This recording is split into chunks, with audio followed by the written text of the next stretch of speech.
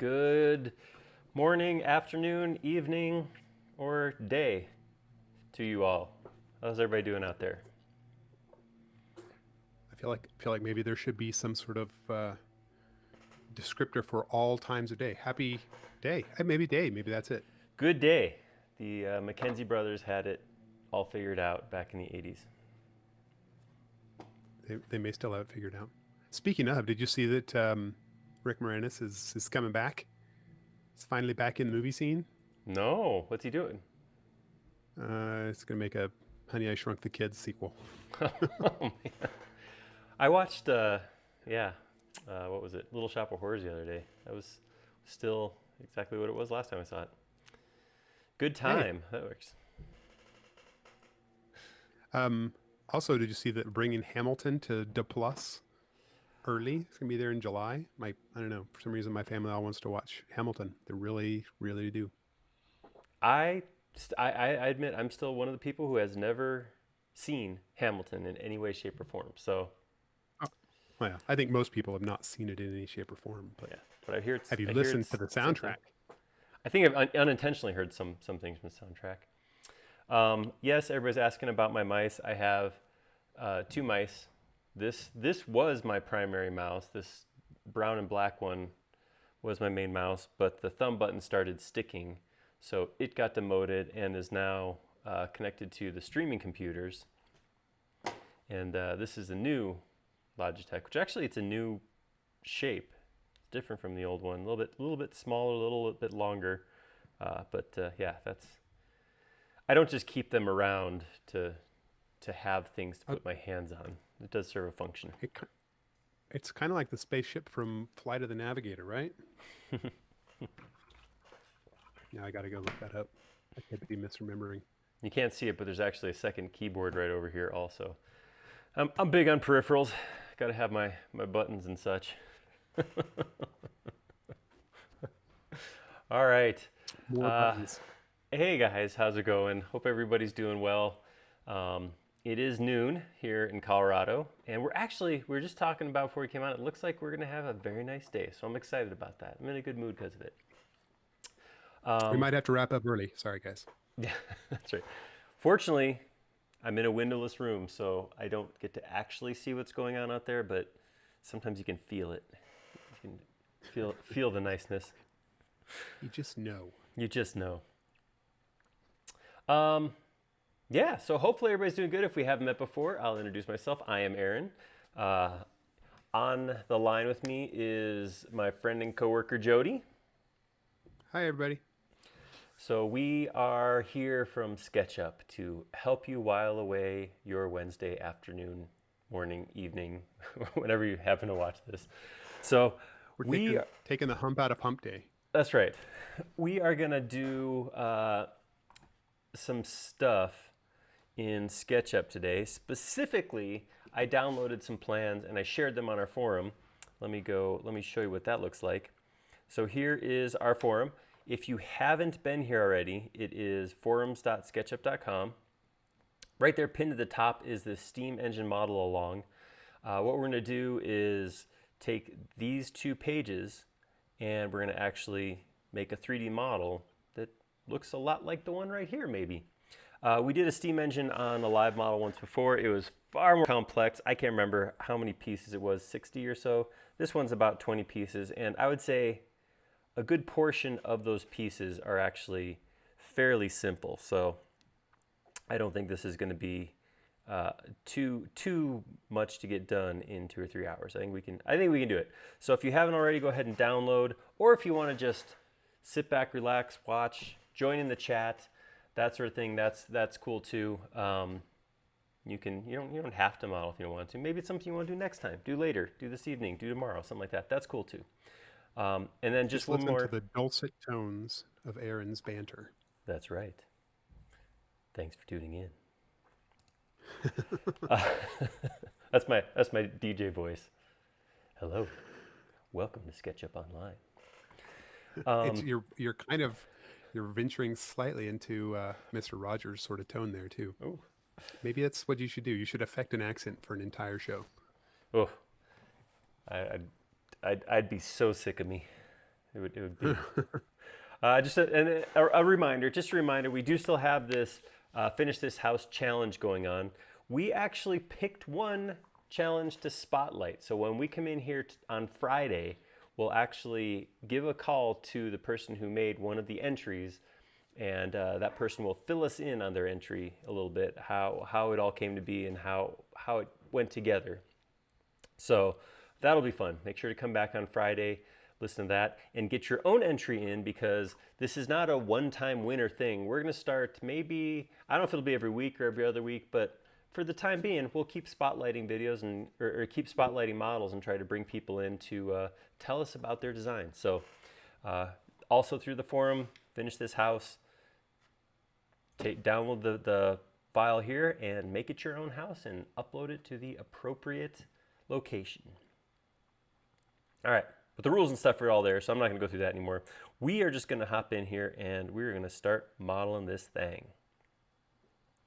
So just a little note here. Marconi pointed out that the Space Navigator, the mouse was used as the joystick, control joystick in the Expanse. Did you know that? it is. You're an Expanse fan. I did know that. I did, and it's not. I actually not only did I know that, but I know which model they used. They actually used the Space Mouse Pro, which is it's one step down from this one, but you can tell because it doesn't have the same number of buttons and doesn't have the screen right here. Did you pause it and count the buttons? Oh. I did. Yeah, absolutely. I paused and frame by frame until I got a good look at it.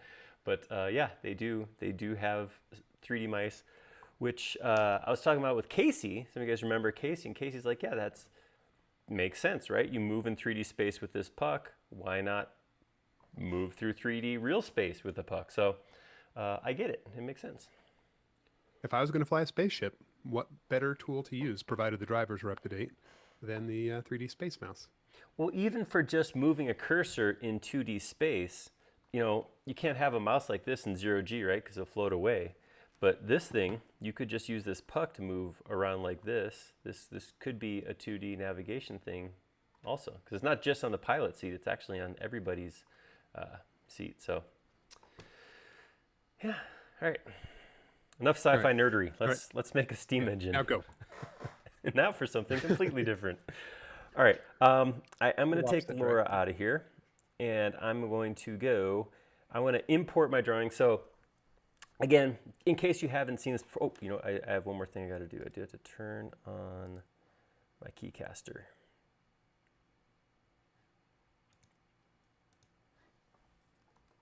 There we go. Okay.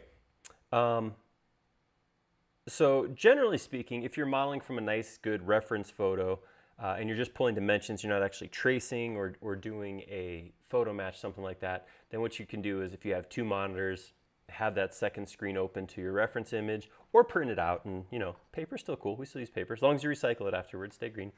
Then you could do it that way. Because I'm only sharing one screen, I try to come up with ways to share this model. So I'm going to try something new that I haven't done before. I've used watermarks before to load in imagery.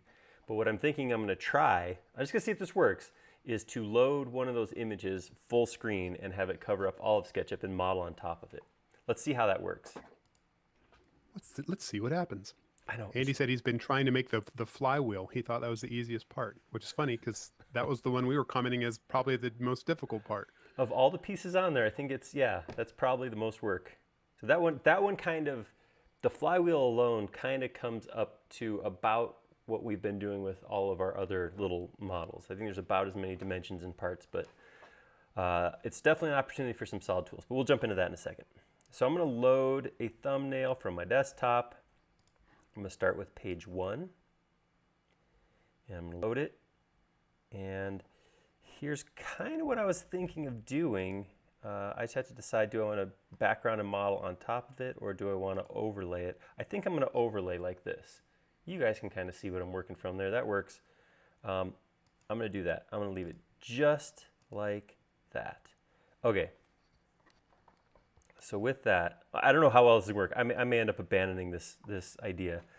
I'm going to start with the metal plate. I'm going to use this. I'm going to do this. No, I'll do the wood plate first. So we have a wood plate. The metal plate goes on top of it, and then this stand goes on top of that. I'm going to leave screws off till the end. If I have time to do screws, I will come back and add screws into it. I'm not going to model the threads or anything like that. What I will probably model is just like a shaft with a head on top of it, and then just drop that in the hole. I'm not going to go through and make a tapered wood screw or anything like that. So I'm just going to keep the parts that I'll actually see. So that would mean just doing the kind of domed head with the cut in it. But I'll come back and do those afterwards. So the first thing I want to do is model this wood block. So this will be pretty simple to start with. I will start with a rectangle. Yeah, I can already tell this is going to cause issues for me. I'll start with a rectangle. I do need to adjust my dimensions, or my units. I'm going to go to model info. I'm going to model in meters again. And then scale by 0.01 after I'm done. And I think I can probably drop like 2 decimal places. And turn off length snapping. All right, so I'm going to start with this rectangle right here. It looks like it's 80 by 90, so we'll do 80 comma 90. Get a nice big rectangle. And then I can pull that up. I'm going to pull it up to this piece right here, so where the taper starts. So that's 20 minus 7. I know it counts as math, guys, I'm sorry, but it is 13. I stalled right there. I don't know if you guys caught that. The math, like all of a sudden your brain had to engage. Yeah, I'm like, give me a sec, give me a sec. Yeah, that's what it is. All right, so to put this... move your cursor around as much as you can, because William's cat is chasing it on his iPad. So. Oh, nice. Everybody, something for everybody in this show. That's right. We try to please everybody. All right, so with that gives us this lower part. Right here, I have this angle. I can see its measures being a 45 and its measures being 7. So what I'm going to do is, I could do this a couple ways. I could come in and draw a triangle and do a follow me. What I'm going to do instead is an offset of 7. And then I'm going to grab this surface in the middle, pull it vertically 7. So that will get me the same geometry. This will give me a 45 right here, and up 7 over 7, same as if I had done a follow me or something like that. All right, I'm going to triple click, make that my first component, and I'm going to call that, wait, what do they call that? They call that the wooden base. That's what that's called. Nice, so we're already 1/20th of the way done, 5%.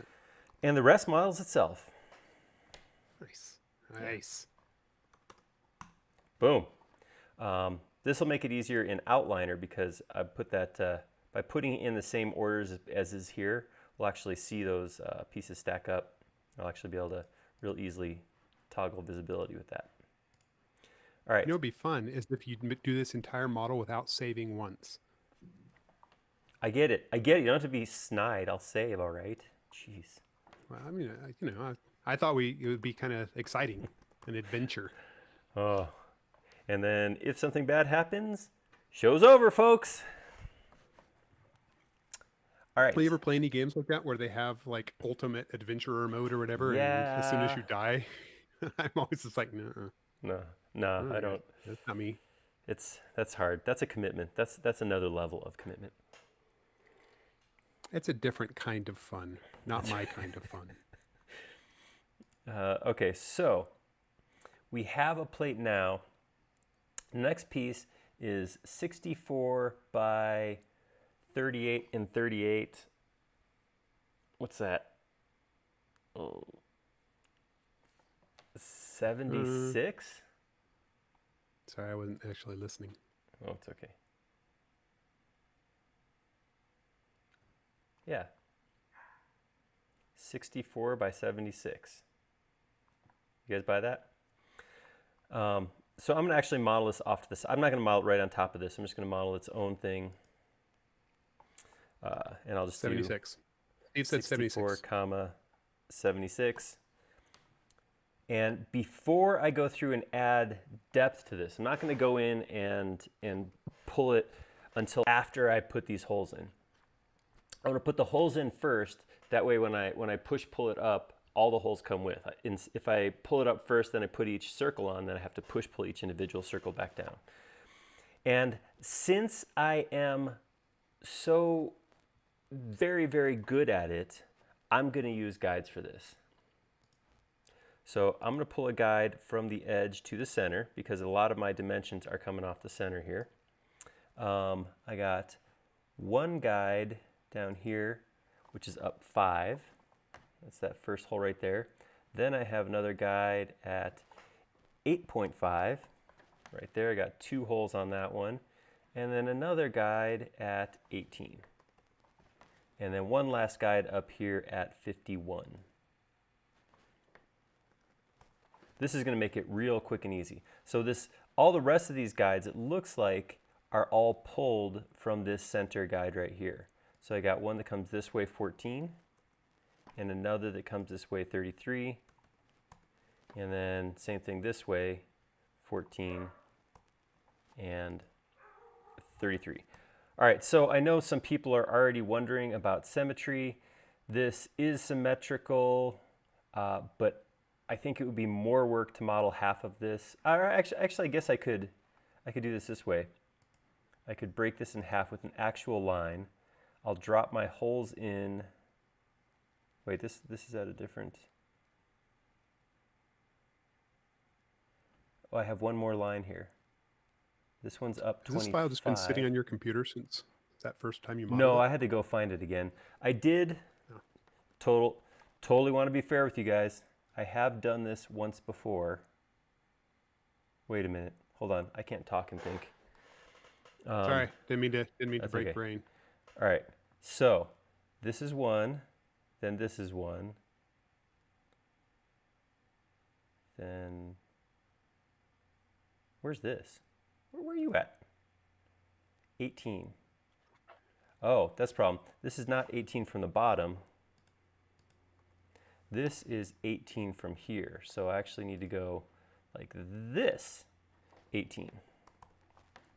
That gets me this one. And then I have a separate one that's 25 off the bottom to be just below that 18. That's right there. Okay. And then I have from that one, that lower one, I have one up 33. Whew. That does not seem. Oh, and that 51, that's not right here. That's actually pulled up. That 51 is measured off of this hole, or this line. There we go. That's all the lines. That doesn't look right though. That is 51.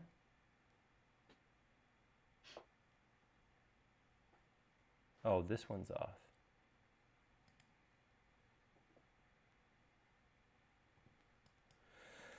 Oh boy.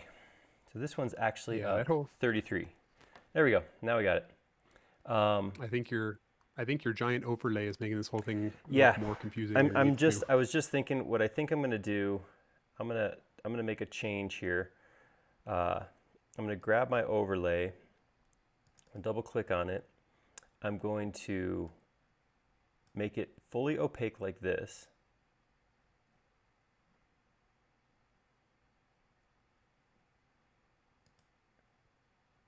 That puts it right in front, but that's okay because what I'm going to do is I'm actually going to take a picture of just this chunk right here, just a screen cap. And then I'm going to change this watermark out for that thing I just made. And I'm going to position it up against this side, nice and big. And then I will, for right now, just get it like that. All right, there we go. That's going to be a little easier to work with. All right. Whew. So let's put some holes in this thing. All right, so here I have, looks like I have a diameter of 4 holes and then 3 M3s. So I'm going to start with a circle. Right, and I'm going to use the same, I'm going to use a 24-sided circle for all these. So I'll pull this out 2, which will give me a circle of 4, and then I'm just going to draw another one here and here. I'm just drawing them rather than copying them. I could copy them, but I don't know, seems like just about as much work. All right, now I'm going to put a 1.5 circle here, and I'll do another one here, here, here. So, and this is what I was saying before, it's kind of negligible. I don't know what would be the absolute quickest, if it would have been quicker to model half of that and then copy it over, but you can see that wasn't painfully time consuming. The most important bit is doing this before your first push-pull. Right. And here's a little tip. So now I could come in here and select each of these surfaces and delete them, or I can select just the surface, use move with a copy to copy it over here. That way, because I only had this surface selected, it didn't bring the holes, so now they're all gone. So now I can take this and I don't see my plate depth. That's probably in the chunk I chopped off, huh? Chonk. I'm gonna save, and I'm gonna go take a quick little peek here. Wrong one. Let's jump back. So there's a chamfer. Oh, I guess it doesn't matter yet though. Hey. Base plate. I don't see anywhere that actually calls out how thick the plate is. So 1 millimeter. So that chamfer's 1 mil. Yeah. So maybe that's. Am I missing it? Does anybody else see that? Otherwise, I'm inclined to just call it like 4 millimeters. Wait. 3, 2. So that plate is referenced in the other image. Oh, let's see. But it doesn't look like it has dimensions for the plate. Just calls it out as number 2. Yeah. Sorry. Number 2. Dave said it's 3 millimeters, but I don't know if Dave's just making stuff up. Well, it's the best answer I've got, so we're gonna go 3 millimeters. It's also the only answer you got. That's right. Batting 1,000, Dave. All right. Your Mandalorian video, it got pushed up, right? It's on the YouTube. The Mandalorian? Razor Crest? Yeah. Your Razor Crest? Yeah, it should be up there. Live stream from Friday. You have to look at the live stream, the live videos. All right. Too much time on this one plate. Let's get this thing done. All right, so I'm gonna pull it up. It's a 1 millimeter chamfer, so I'm gonna go up 2, and then I'm gonna select, let's see, I'm gonna select just the 4 edges. Offset that, 1 millimeter. Grab this, move that vertically, 1 millimeter. All right, and there we go. That's our plate. So there is some other things here. It does look like there's, I can't tell if these holes are, countersunk. I'm not really sure. It would make sense. Or if that's just, I think they're trying to show threads inside there. I think those are. Yeah, if you actually look at in the stuff you cut off, you can see all the bolts are definitely proud of the actual surface. So I think they're just trying to show that there's threads in there. I think those are supposed to be tapped holes. Yeah. All right, so this is O2 or the blaze, that, what I wrote. Okay, so I'm gonna put that, grab it by the center, stick it right here on the center of this one, and then I'm align it center to center this way. Interesting, so that's very interesting that the length and the width are a millimeter difference. See that? 1 millimeter on both sides this way, but it's flush this way. Huh. Yeah, but that's how it is in the actual drawing. That's the numbers. I'm using the numbers they've given me. Okay, let's move along. It all adds up. That's right. Okay, so for this piece, I feel like I want to make this profile, push-pull it, and then come cut these wings down afterwards. So that's what I'm gonna try. So I'm gonna start with this profile right here. So it looks like what we got is, if we look at it from the side, I got a line that goes this way for 10. That's that right there. And then it goes up 33.5 33.5. And then it gets weird because it starts jumping inside to outside. So that's the outside dimension here, but that's the inside dimension here. And then it goes 20 here. And then I can grab this, make a copy of it over here. Now what I have to be careful of is how I put length on this. So I'm going to use push line, and I'm going to grab this line right here, and I'm going to pull it this way for 1.5. That's to here. Pull this one this way, 1.5. Oh, which is gonna, whoops, 1.5, which is, this is gonna actually mess with my dimensions. This one goes this way, 1.5, but that means I'm gonna have to add 1.5 inches to that. So I have to take this, move it over 1.5, and then I can do this, and then I can do, no, I don't want to do a rectangle. I'm just going to copy this shape right here, and copy it and stick right there.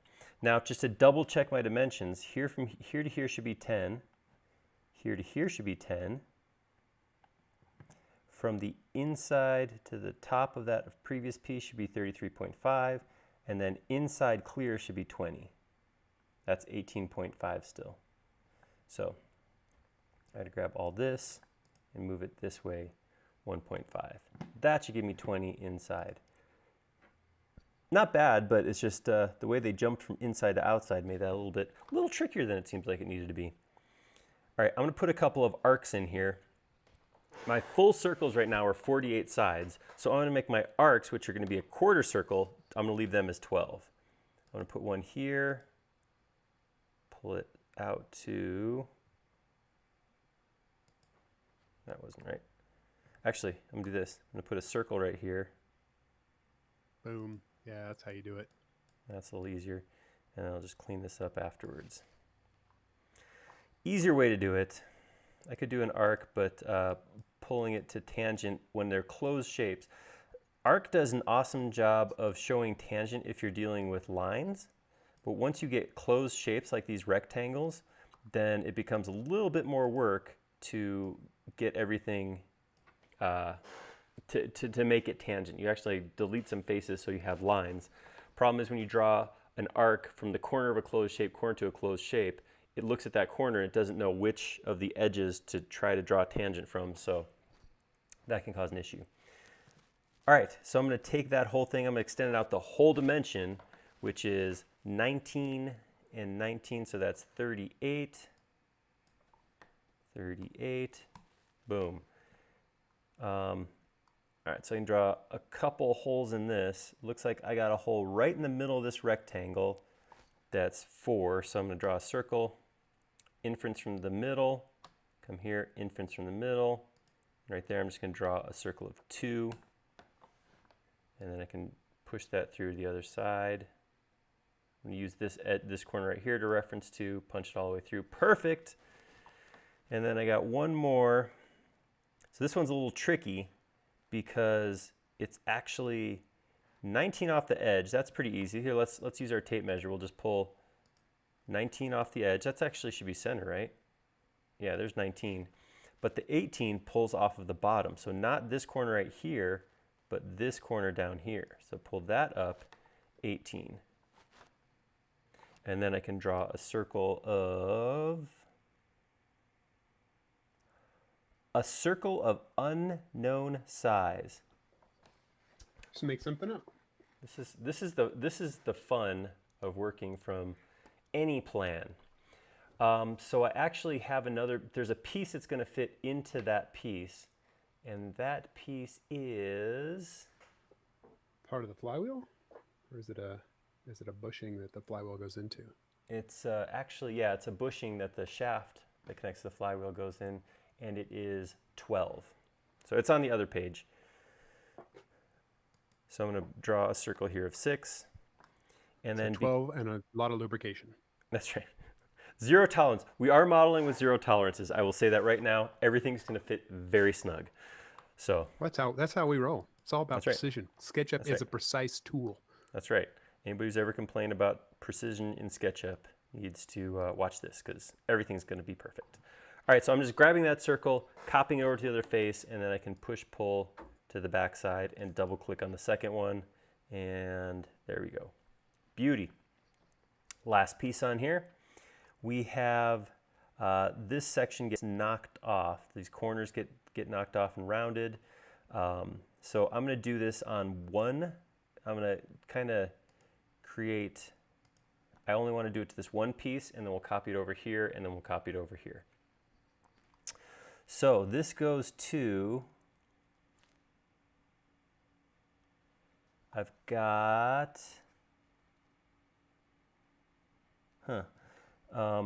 so I got a line coming this way, or here, let's use guides again. I'm liking the way guides work for showing people how to do stuff. 16.7, that's the dimension I have right there. And that is this. I personally still, when I do stuff, I just draw lines to break things, and I know I have an endpoint there to reference later, but it's not always apparent. So I like this ability to draw it. So what we got there then is that corner is a radius of 4. So what I'm going to do is I'm going to draw an arc. This is going to be just an arbitrary arc that is tangent to both ends. So I'm just going to draw it in, and then I'm going to select the arc. I'm going to go to my entity info, and I'm going to tell it that radius is 4 and hit enter, and there we go. I guess it looks like that could be right. All right, I'm going to delete that, and now I have one more line I need to do. That is, or not one more line, I have a circle right here. That circle is, where's that dimension? 14 off of here, so I'm going to pull another line this way, 14. And then this is kind of weird because it pulls from the center of this face up here, it comes over 16.5. So what I can do here is, I'm trying to think what I would, maybe I'd draw a line like down to here and then over this way 16.5. That gives me an endpoint right there. It seems like unnecessary and odd extra work that they did such a wonky. Definitely a weird spot to pull a dimension from rather than this face right here, but we got it. That's the important part, and that is a 1.5 for circumference of 3. All right, so now before I do anything, I know at this point I got some push pulling to do. Just to keep it simple, I'm going to take that right as is right now. I'm going to come on the green axis and use mirror to flip that over, and then I'm going to grab both these faces and I'm going to use rotate again. I'm going to go to the center of this circle right here, and I'm going to option rotate it 180 degrees. Boom, that gets our surfaces on there. I can get rid of this. I can push pull this down, double click, double click, double click.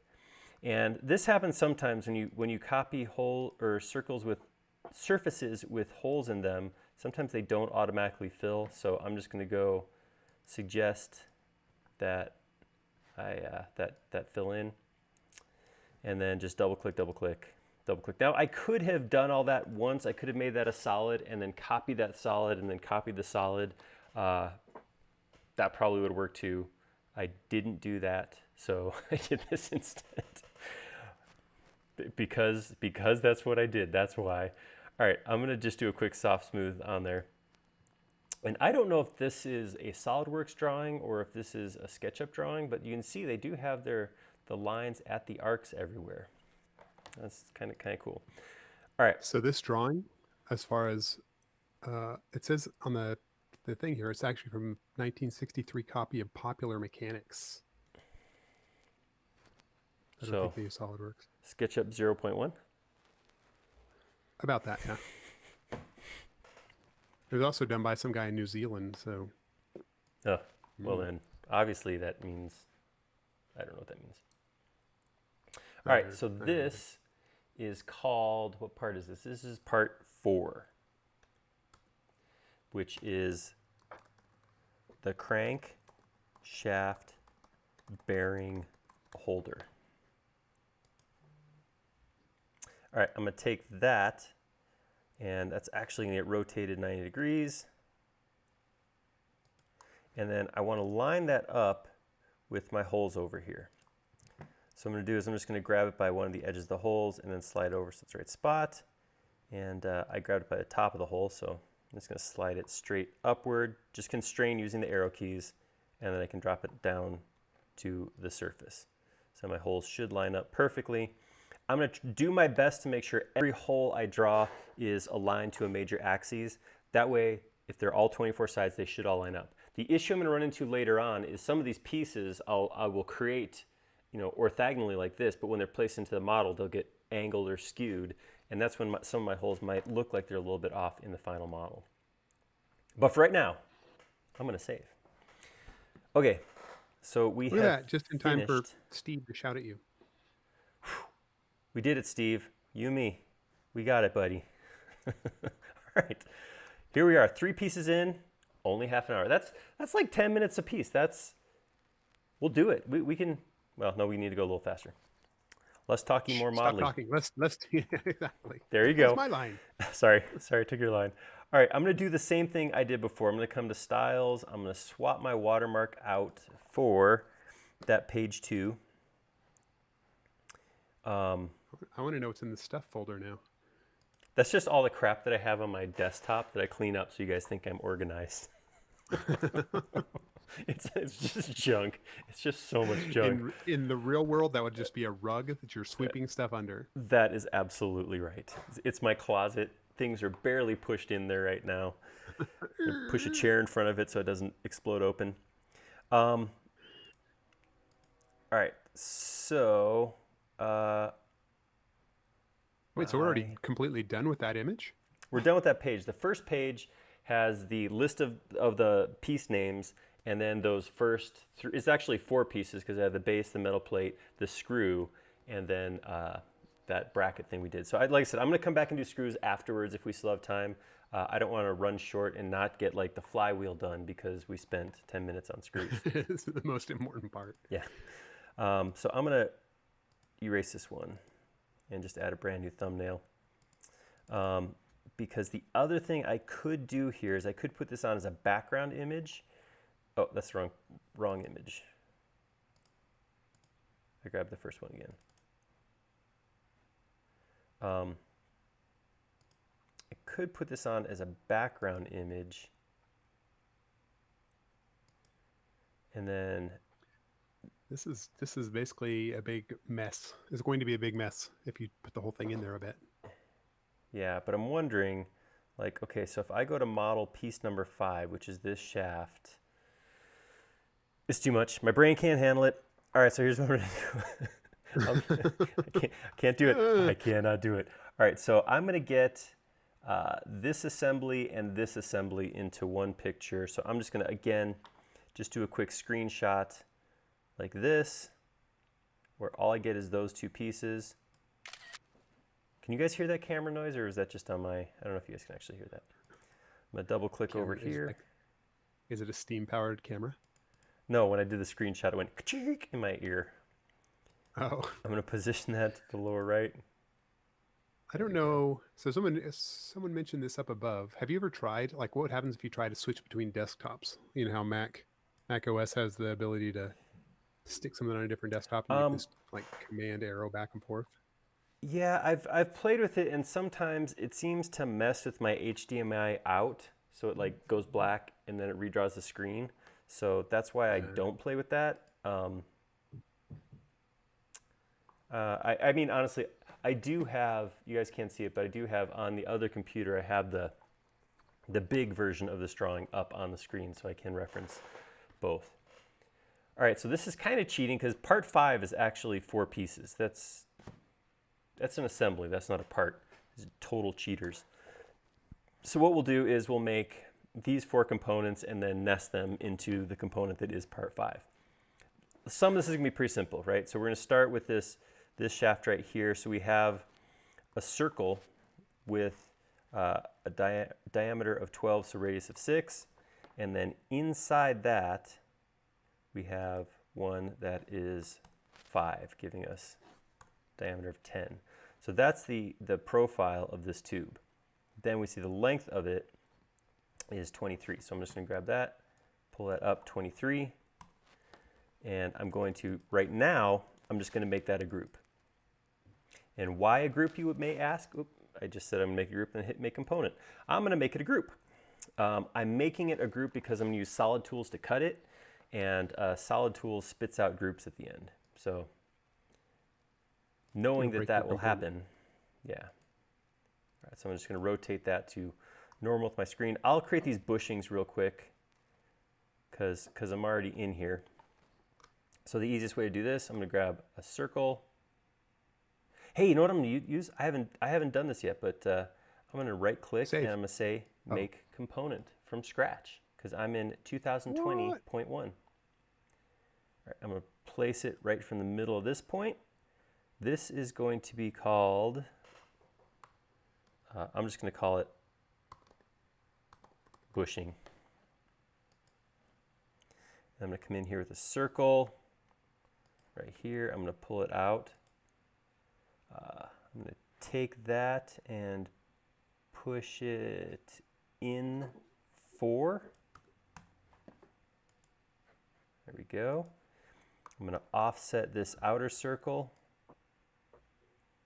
to, it goes actually further than that. It's, the whole length is, actually I'm just going to do this. Draw a new circle over top. And it's 15 is the diameter, so I'm going to make that 7.5. There we go. Awesome. I'm going to pull that up.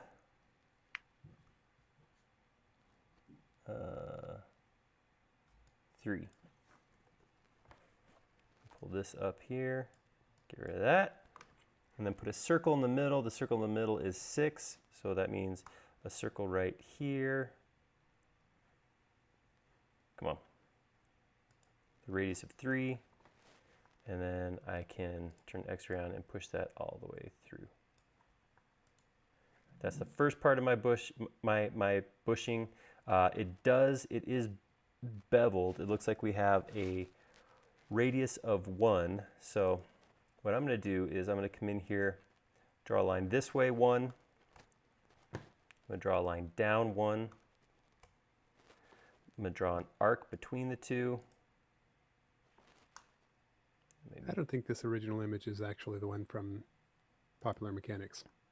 I would believe that. This stuff looks all Kirby and computer. Yeah, this is definitely a drafting program. I mean, it's pixelated and everything, but maybe the original design was from Popular Mechanics. I'm going to grab this circle, follow me, poke my head back inside, and say use this. So that's one way to do it. I could have, the other thing I could have done was I could have drawn this profile right here and said follow me around that original tube. That would have worked as well. Andy said the drawing says 2012, so what do I know? Well, there you go. That says something about something. There you go. It does say originally Popular Mechanics. That could be it. All right. I'm going to take this bushing now, and I'm going to find the line that's at the top. I'm going to find its middle point, constrain to the blue axes, option copy, 180 degrees. There we go. So we got 2 bushings. Turn some of this stuff off. 1, 2, 3 pieces. Last piece is this, it's not a screw. I mean, it looks like it's threaded. It's got an M4 call out, but it's actually like a vent. So it's actually got a hole in the top. So I'm just gonna do the same thing. I'm gonna start with a circle on the ground of 4. So it's 2. I'm going to pull that up. Huh. Yeah, who needs dimensions? There's literally no dimensions. Without dimensions, you can just do whatever you want. That's right. There is, I mean, I see where the final dimension comes from. So what I'm going to do is I'm going to pull this up to an arbitrary length right now, because the way this will work is this whole assembly sits right inside here, and that screw head sits on top of this flat. So I will just make it an arbitrary length right now, and when I actually install it, then we'll go through and make sure it's at the right location. So with that, so this is that 4 right here. Then it goes out to 6. So I'm going to draw a new circle from the top and pull it this way and go 3. Then that whole thing pulls up 2. This does as well. Erase this, draw a new circle right here, and that is 1. And that gets pulled all the way down like that. And actually, I'm going to hit undo. Before I pull that through, I'm going to grab this, make it a group. Now what I'm going to do is I'm going to take that by the end point right here. If I turn on my hidden lines, this line right here, and I'm going to drop that onto this line right here. So that gets it aligned this direction. Now I got to align it this way by grabbing this edge and going this way, hold down shift and align that to the middle of the shaft. There we go. Now I'm going to take it and move it vertically into the circle. So the reason, or into the tube. So again, there's a couple things I did. This is a group, this is a group. The reason they're both groups is I'm going to use solid tools right now to cut this out. I'm going to go to View, Tool Palettes, Solid Tools. I want to take this piece and I want to trim, not subtract. If I hit subtract, I'll lose all my geometry. I'm going to use trim this piece from this piece. All right, now what that does, that gets me that hole there. The reason I didn't push-pull this piece down first was because if I did, then it wouldn't have cut a clear hole through. It would have left a circular chunk in the middle there. So by waiting and doing that afterwards, I kind of simplify that process. All right, I'm going to grab all of this right now and make it a component. And this is 05, or also known as bearing end. Okay. Don't argue with the drawings. All right. They wouldn't lie. So I got all of that. Now what I need to do is align that with this right here. So I'm going to grab it from this point. I come over here, and now I got to align it to something. I'm going to align it to right here, and then I'm going to use this point to move it over on the red axes so it comes right to the face. And if everything was properly dimensioned, that should all line up perfectly. The only piece that's not perfect right now is this piece right here, but I know that's not perfect because I left it big. So I'm going to come in here, double click here, grab all of that head, and drop that head vertically down to, give me a snap point, give me a snap point. There we go, right there. All right, and with that, oh, the other thing I didn't do is these two are still grouped. So if I wanted to, I could come in here and make these into components and call this the vent tube. I'm making stuff up now, which I can't really get through a model without making a name up for something, right? And then we'll call this the, a component and call that the bearing sleeve. Those all sound like they could be real. So if I look at my outliner now, I have parts 1, 2, 4, and 5, and then 5 is this assembly, has 4 pieces inside of it. Cool. Coming along. Not too bad. Awesome. I can already smell the steam. That's probably not good. I don't think that's supposed to happen. All right. Hey, what's that thing in your left hand? Oh, what this? This old thing? Oh. This actually shortened the cord up. I don't know if I can get it up high enough for the second camera. Kind of. This Yeah, you've already seen it. This is a Space Mouse Enterprise. This is a 3D mouse from the company 3D Connection. And what it does, it just simplifies the process of moving things in 3D space. So it makes for a nice, clean, smooth animation like this when I move around inside the model. The other thing it does is it frees up this hand that has this mouse in it while moving 3D space. This hand can come over here and manipulate UI, grab a tool. I can do other things here, go into right-click menus, separate from having to move around in 3D space. So if you're a designer in 3D already, it's a time saver because it'll actually speed up your design process. If you do a lot of presentation in 3D where you show people products or that sort of thing, it's a good tool because this looks much nicer than, which this isn't bad. The natural scrolling or manipulation with the orbit tool and zooming inside of SketchUp is not bad at all, but this just ends up being a little bit more pleasant for presentation. Okay. And it's funny, you talk about how math is so hard, but yet you multitask with both your hands on different mouse like that. I'm pretty sure that's a different chunk of brain. Oh, okay. I'm guessing. I guess that is true. So Jim Saki would like. I think this is probably worthy of a post for you on the forum at some point, Aaron, to put your button mappings, or just just a little overview of your mouse. Yeah, I could do that. I'll take a screenshot of what I use, and I'm realizing right now I don't have all the dimensions for this piece. Yeah, there's one more chunk over on the right, which is actually farther to the right. Yeah, pretty darn important. You're gonna want that part. It's like all the pieces.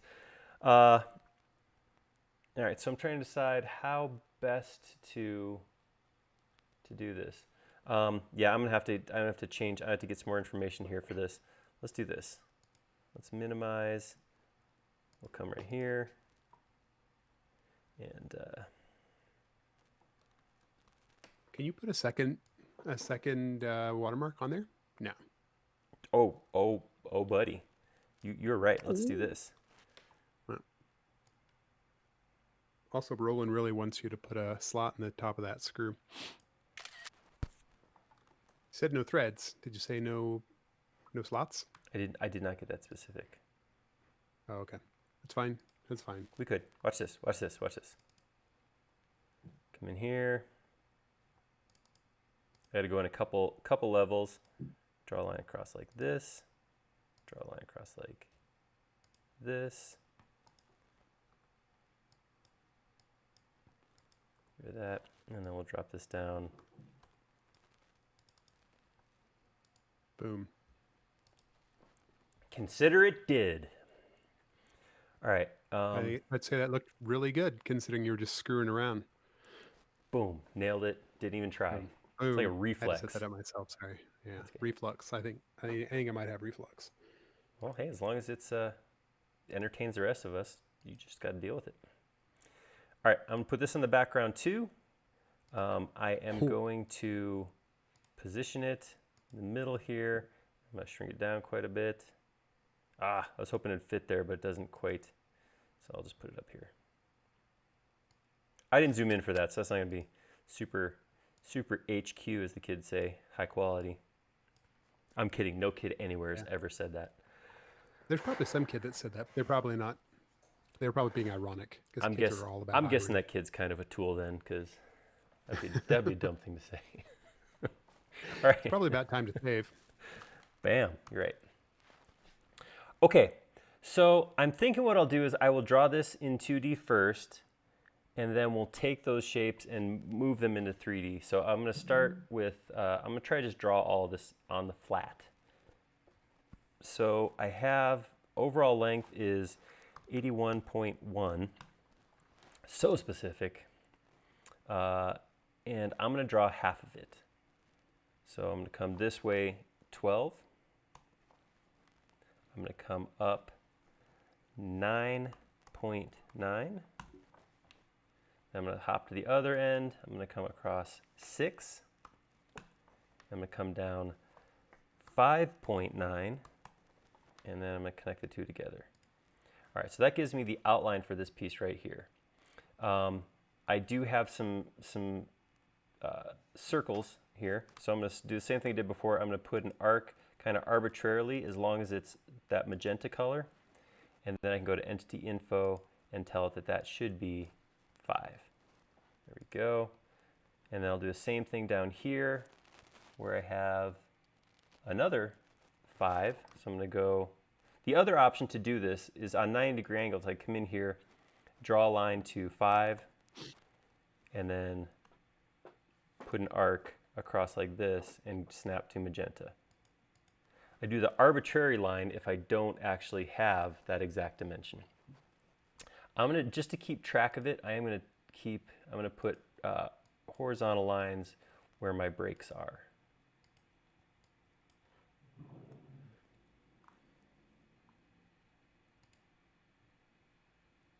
Okay, yeah, that all works. Okay, got a couple few holes. Let's see, right here, use my tape measure tool, pull a line up 9 and 5. And draw a circle 1.5. I am aware that this is asking for a M3 screw hole. I get that, and I'm just kind of putting a 1.5. The actual hole required to tap an M3 screw is smaller than 3 millimeters. I know that, but that's what I'm doing. Maybe you guys did know that. Maybe I should have kept my mouth shut. Would have seemed a whole lot smarter. I'm pretty if you sure just everybody knew that. I think it's common knowledge. Okay, good. Good. In that case, I feel good about my disclaimer, and not like I was trying to be some kind of a know-it-all smarty guy. So Aaron's wondering about your choice of 24 segment circles. Different Aaron, not you. What am I doing? When did I do this? From the future? Yeah, honestly, He's wondering. I just, it's the default value, and I don't really see any reason not to use that. I'm not gonna, I may use a bigger one on the main drum up top, but I don't know. It's just seemed to be about right. That's the best I can come up with as far as why. Yeah, and for all intents and purposes, it looks fine, right? I'm looking at that circle, and it looks like a circle to me. Right, and this is what we're doing. We're drawing this for looks. Is this exactly? No. Oh, there we go. Draw a line across here too. We've talked a lot about how many segments you should use on a circle, and it always comes back to what are you using it for. This is only going to get used as an image, so it's not going to actually have any other value anywhere. So as long as it looks good and 24 seems to look okay for these circles, then I'm just going to leave it at that. Okay, so here's a weird thing. That's how this piece gets all put in place. I don't actually have an angle for this piece once it stands up. What I have instead is an overall dimension. So if I was to take all of this and rotate it, I'm going to rotate it to 90 because it's a number I know. And this bottom section was to get 1.5 deeper, which is how deep the material is. If I was to take a line over here, let's use guidelines here also. I know it's crazy with all the guidelines, guys. So this is telling me that this It's like I don't even know you anymore. I know. I don't even know. I feel like I don't even know myself. 6.55. That right there is where this piece should rotate over to. So if I grab all this, making stuff up as I go right now, by the way. if I grab it by this point, can I, oh, I grabbed the guideline too. That's not gonna work. All right, let's try that again. I want this point to rotate over till it hits that guideline. I don't think I can't snap to the guideline at that point though. So you know what I can do is I can create an arc. Let me try this. I don't know if this will work either. I can come from here and bring it around. Can that? No, I have to have a line, don't I? I think to do anything here, I have to have a line. But if I do that, it's going to actually come with me when I hit this to here. It's going to start shortening. So that doesn't work either. You can put it in a group. That's true. I think that's what I have to do. Line. Is I have to grab this stuff, group that, and then come here. Sure feels hacky. Go up. And I have a feeling, I have a feeling I already know what this angle is, but I think, oops, wrong way. Why not make it look confusing instead? Can I do this? Mm-hmm. But again, with our other drawings, no, I still can't connect right there. But what I can do is I can grab my arc, because with arc I can rotate on the red and I can say draw an arc from this point down till it hits that line. And now I know that's a point I have to rotate to. So now I can come in here and rotate from this point to that point. Nope, missed it. From this point up to, oh, no, I can't. I missed it. I drew my arc wrong, but I was able to snap to that point when I zoomed in. Whew. All right. And here's my theory. I think this is a 15 degree. I think this is 15 degrees. So I want to check it real quick. I'm going to go to Tools and grab my protractor and see if they couldn't have just 11.5. I was wrong. Totally wrong. Totally got that wrong. All right.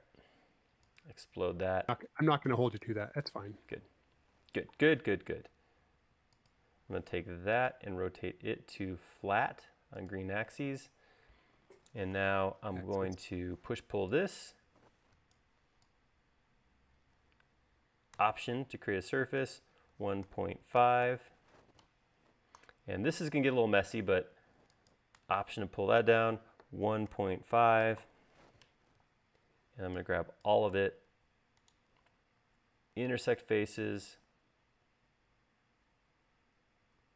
with selection, and then I can come in here and just get rid of my extra geometry. I will have to still draw a circle down at the bottom, but that'll get me the rest of this. Oh, that figures. That had to be difficult, didn't it? It's the way. This is the way. Oh, you monster. Oh, if you want to hear something exciting to distract you from this, the Razor Crest video appears to be missing. Really? Well, I don't see how that makes me feel better about anything at all. I don't either. Yeah, I feel worse. Just can't stop losing today. Wow. Okay. Wait. This is upsetting, but this is I think not going the way I was hoping. the problem here is that it's bending and distorting a piece. This is a sheet of metal, right? That's just bent over. So modeling it's a little rougher than I thought. Than I thought that would be. Let me undo some things. All right. Right here. If I draw a line parallel to this, there we go. That should help. I had my arc going a little bit outside. So I think if I offset this now, I mean, it's still gonna overlap weird because See that on axes yet? There we go. All right, so now pull this down 1.5, pull this out 1.5. It's still gonna be a little weird. But so Claudia's saying, could you use Frito scale? And Andy's saying, could you use shape bender yeah, or that's vector push pull? probably an option. That might be a way to do this. I'm going to draw a line parallel, parallel, draw an arc from here to here.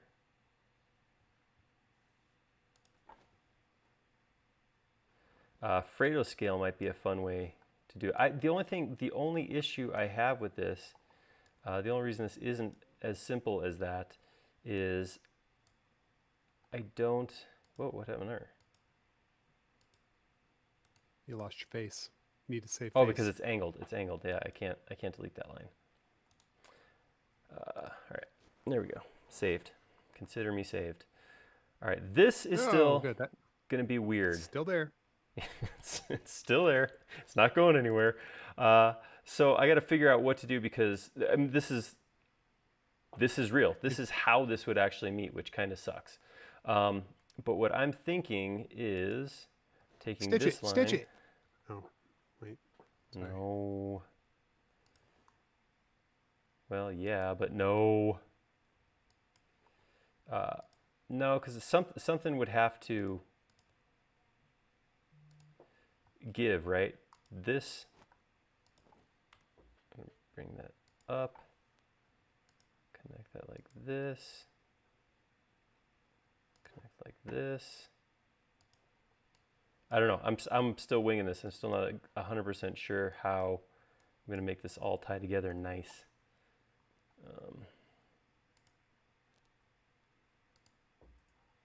There we go. Man, I don't know how you would actually do that. That's ugly. So what are you trying? Are you trying to bring the wider piece in?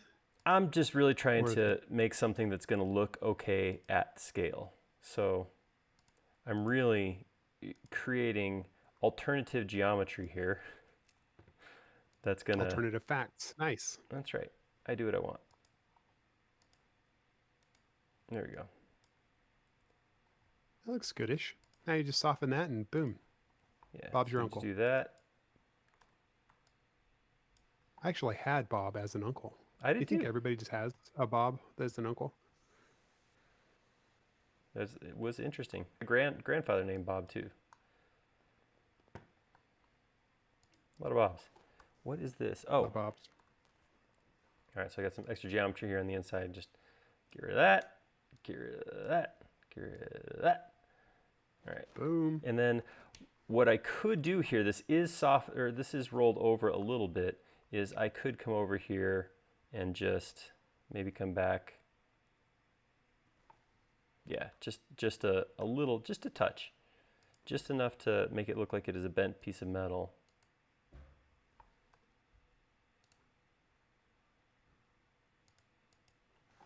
And push that through. It's going to stop right here because of that angle. So I'm going to hit Option and pull it through further. Then I can grab all of that, intersect face with selection. You know, I didn't think that this bracket would be the one where I'd be spending extra time. I really thought that it was going to be the flywheel, but I think the flywheel is going to go way quicker. Based on that little wonky bit, yeah. Gosh, just that one little piece. It was being suggested that you show how to change the number of segments in the circle, and that would be the perfect time for doing segment, playing with segments, or having your segment talk. It's time we had the circle segment talk. Okay. So if I want to take geometry and change the number of segments, so I've already changed the radius, you guys saw that, but also there in entity info, I can actually change the segments. I can't change the segments once that geometry is part of something grander. It's part of a bigger piece. See how it shows me the number of segments, but they're grayed out right there. If I have a circle or an arc, Put one of both over here. I can select those when they're still in 2D, and I can actually overwrite or modify the number of segments in them.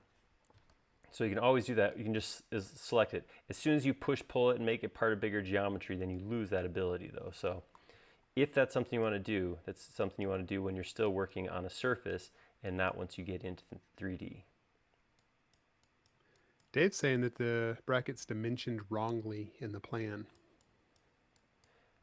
Yeah, there was one piece that he was saying didn't quite come out perfect. So maybe everything I just did was for naught. We'll see. That's fun. That'd be fun to know. All right. One last piece. We do have a circle or a hole right here.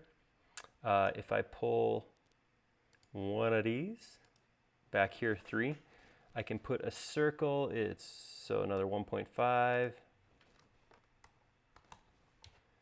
And then I can get rid of that. I was waiting to get rid of that line because it was right in the middle. And then I can push pull that down through the bottom. And then I'll select the whole thing and soften it again. All right, I'm gonna grab that, make that a new component. That is, what are we on here? 6, part number 6, which is also known as a cylinder holding bracket.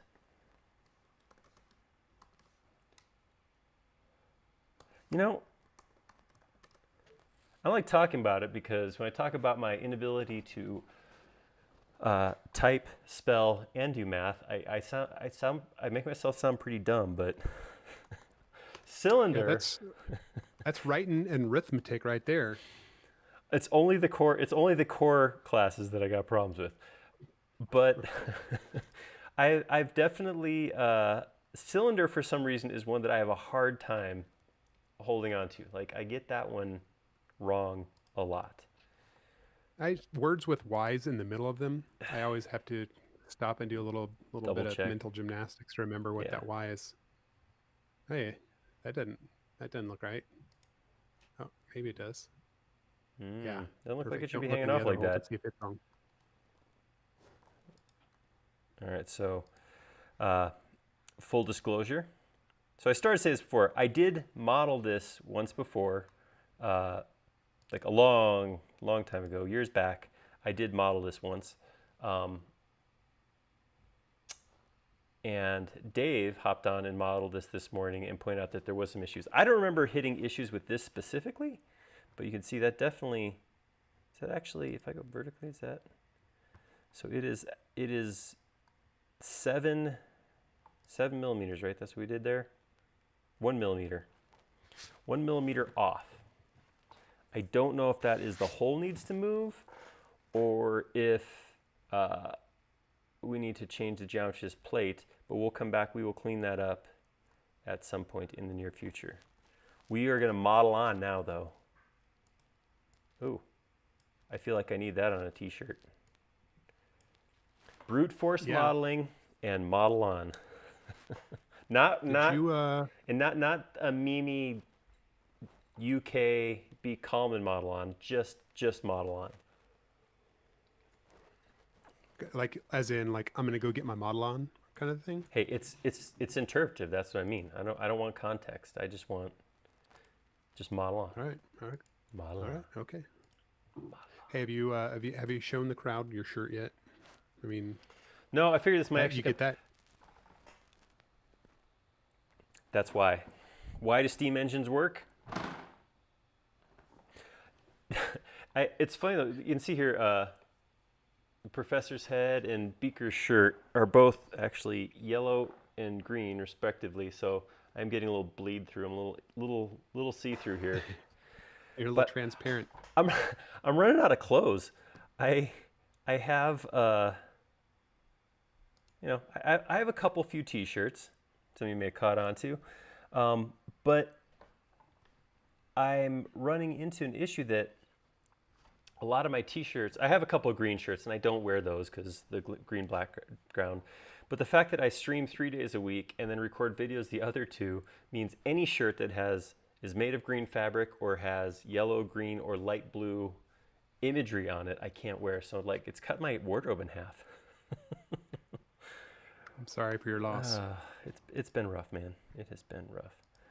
All right. This is probably the safer one rather than there being a like the science reference or the science quote from Breaking Bad. That'd be a good one. I guess I don't remember that one. Jesse Pinkman just says science. He says a bad word. He says a naughty word. I'm not going to say it. Does I'm it embarrassed. start with forget science? Oh, I guess No, I don't can't say zoom here. forget science. He's just explaining how to make meth. Oh, that's always fun. All right, Sure. so I'm going to grab, I think these are all the image. Actually, it's just these pieces. I don't even need that chunk over there. Have you, speaking of green shirts, have you seen like the Queen of England? You might have heard of her. Like she doesn't really seem to care what the internet's going to do, and so she on several occasions has worn a green dress, and then the world has basically taken that and green screened all kinds of crazy outfits onto her. I guess It I might be haven't. worth your time to have a green shirted Aaron just so that you can be appropriately green screened. Also, you should save.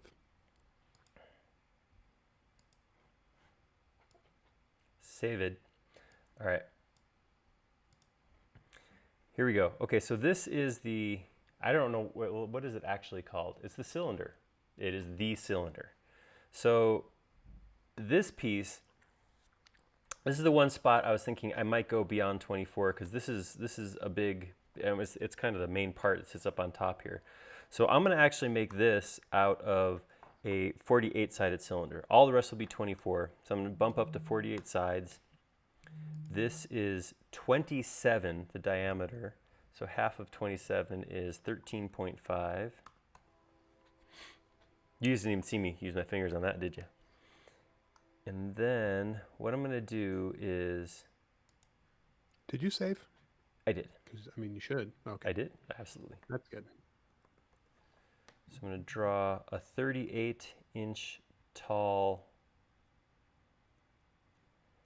line there. I'm going to come over 27. Come back down 38. Perfect. So there's the rectangle that kind of makes the profile here. And then I just have an arc here that's arc of 3. So I'm going to grab an arc. To match the geometry here, I'm actually going to, no, I'm going to keep it as 12 because it's a quarter. Quarter of 48 is 24. So I'm going to draw it like that, magenta, and then I'll select it, entity info, and tell it the radius is 3. All right, there we go. Now, I don't want the whole thing, I only want half of it. So I'm going to come here to the bottom and draw a line straight up. Make sure you go to the bottom because this is where the bottom right here will go up like that. If I pull it from the top, it'll pull right here, not at the middle, because this arc took 3 millimeters off of this line.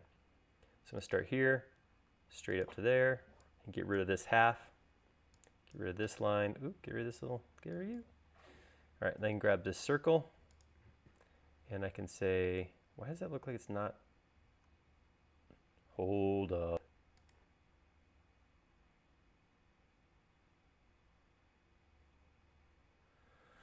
I don't know what just happened. Hold on, let me put that over here. Get rid of you. I started talking and doing things. Never always. All right, so this should be right there. Okay. And it looks like my length is, that should be half of, so it should be 13.5. It's not, so I just gotta grab that line, scoot that over. If you're gonna draw a line bisecting a circle, go find the middle, hover over the edge, find the middle point first, and then pull out along the axes. I didn't do that. I grabbed a corner and drew a line straight across, so my circle was wrong. Always start the middle because it's the only point that you know is properly aligned. So I should have started here, pulled a line across on the green axis. That would have put it in the right spot. All right, I'm gonna grab this circle, follow me with this shape. All right, there we go, we got that shape. And I would love to say that that's it, that we're done with that. But unfortunately, this is just the beginning. I'm going to grab this That was and the easy make part. That's right. That really was the easy part. The tougher part now, and I shouldn't say it's tough. It's not, but it's going to be a little extra work. Is we got to get some chambers in our cylinder. So we have two that are pretty simple. There's circles that are push-pulled in. That's an easy one. We have a couple screw holes that are push-pulled in. That's easy. But then over on the side here, we have this, I don't know if this is in or out, but we have basically a valve. This is where pressure goes in or out. I'm not sure which. And Both. I mean, either one would work. yeah, it's run forward or backwards. But that will go through here, and then we'll have another circle that connects these two chambers together. So I'm going to come upside down, and I'm going to align it here. So I'm going to start. I want to get a line here across the middle. So same thing. I'm going to come over, hover over the edge. Didn't give me the middle point. Try that again. Yeah, I broke my circle. This is why you use even numbers of segments, though. Yes, exactly. As long as I'm even, then I know where these lines are. What is that? Let me make sure I didn't. Nope, everything's good. Everything's good. I'm going to do this with X-ray, though. All right, so as I look at it, I'm looking at the bottom like this. So I have two circles here, 12 and 7. They come off of the middle point here. I'm just going to draw a line like this. That way I can pull a line here, come over 6, and then one goes this way, 7. This one over here, circle, I'm going to drop back down to 24 sides for this circle, is right here. Again, pulling along the axes, total of 12, so it's going to be 6. And then this one over here is 7, so it's going to come along the axes 3.5. And I can get rid of all this extra. No, I want to keep that line.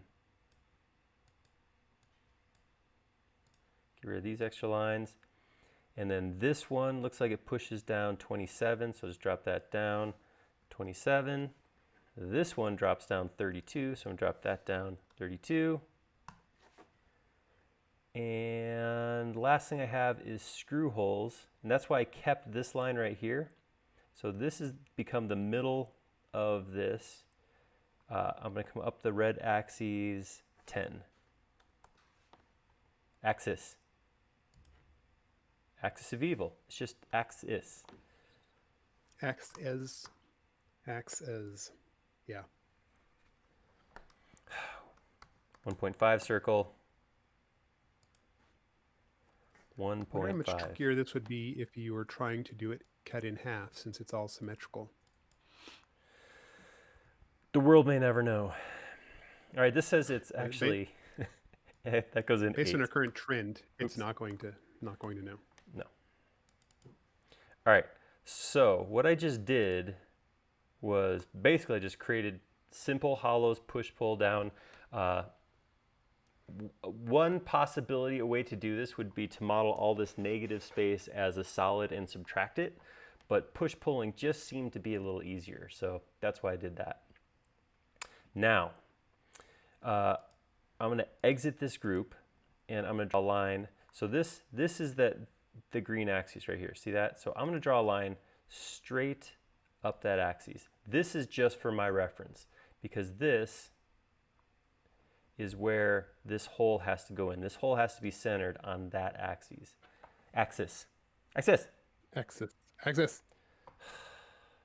I don't know what I'm going to do with me. We're going to send you some cue cards. I guess so. Get It one of the doesn't kids out matter. there, just- I know how it's spelled. I just don't say it right. All right, so I'm going to come up this line 25. So that's going to break the line at 25. So I'm just going to delete the chunk off the top. That's where the center of the hole for this piece goes. This piece is going to be 6 to start out with. So I'm going to grab a circle. I'm going to align it to the green axis and pull it down 3.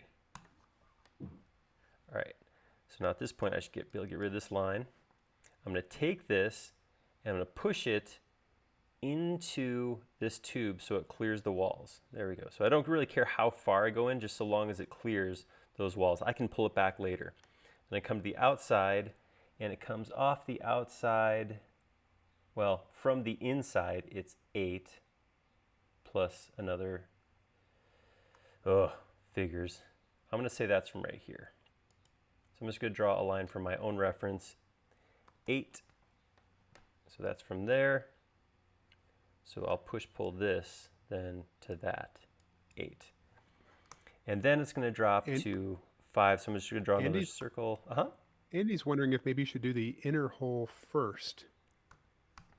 It looked like it's smaller diameter. It is, but there's a reason I'm not doing it. Ooh.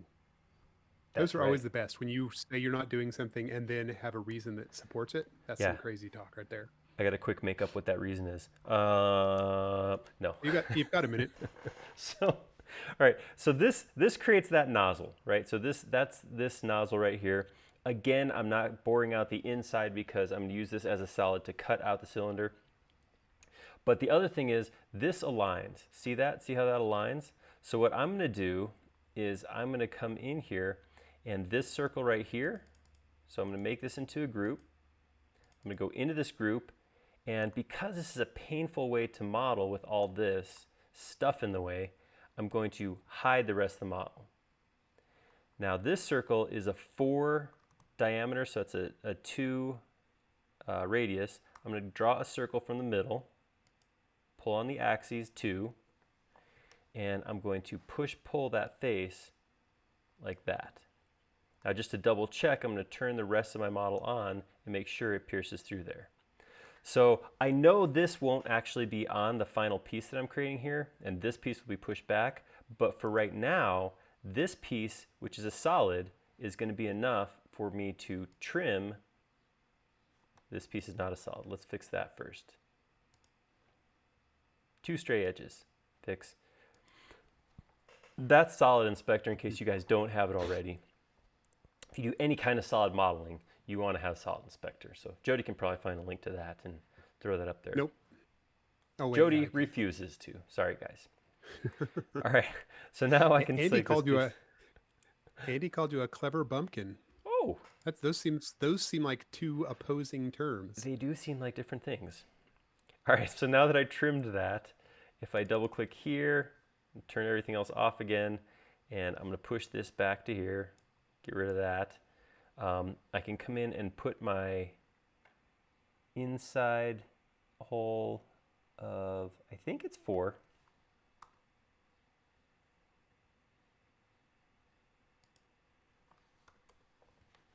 I'll pull that all the way through like this.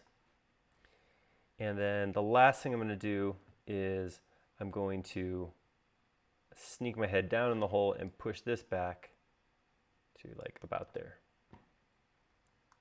If only you could really get if that was how modeling worked. Oh man, machining would be so easy if you could work it the way a 3D mouse does.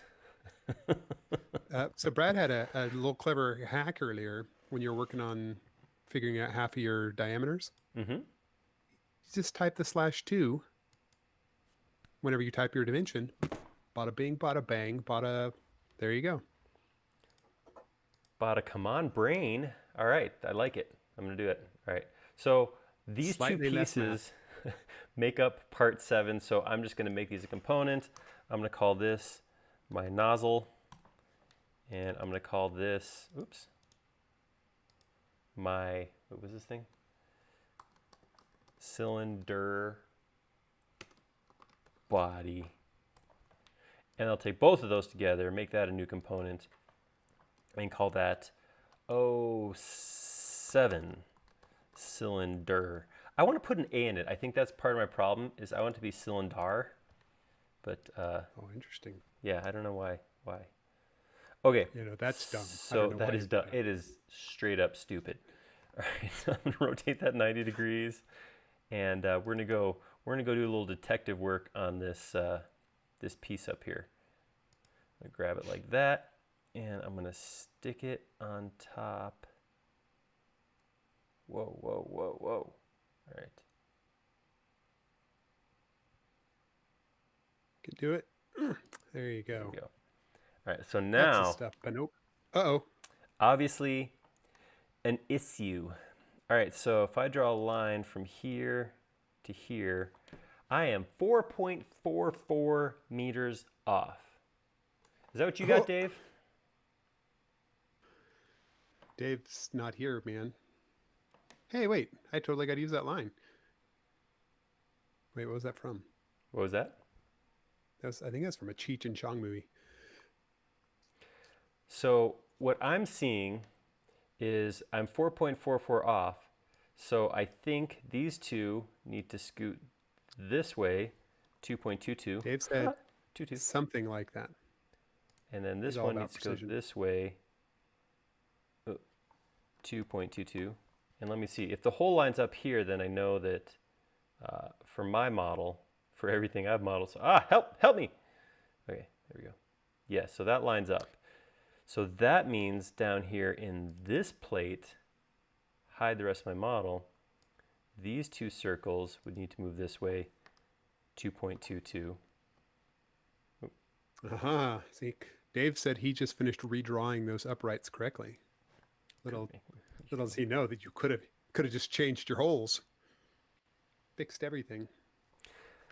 Well, that looks closer to the drawing because actually, see on the drawing, this surface right here is flush right here. Yeah. It's like the original holes were wrong. Yeah. But you know what? I'm not going to spend the next 10 minutes trying to come up with what's perfect because what I have will work.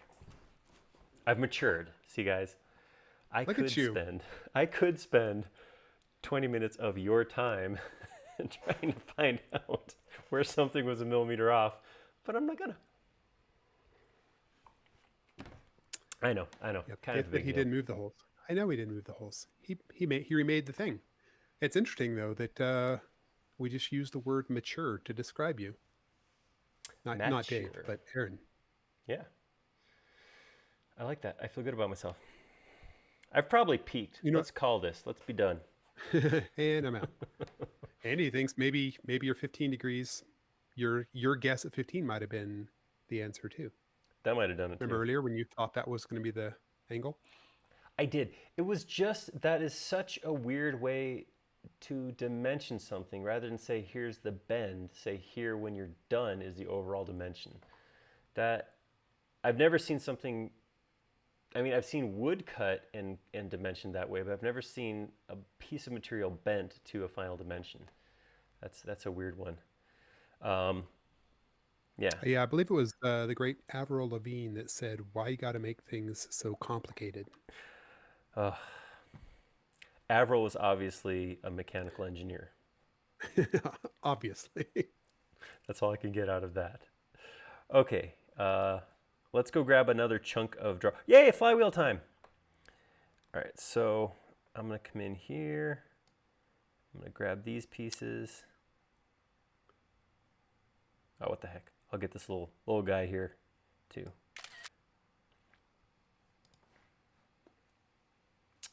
All right, let's swap that watermark.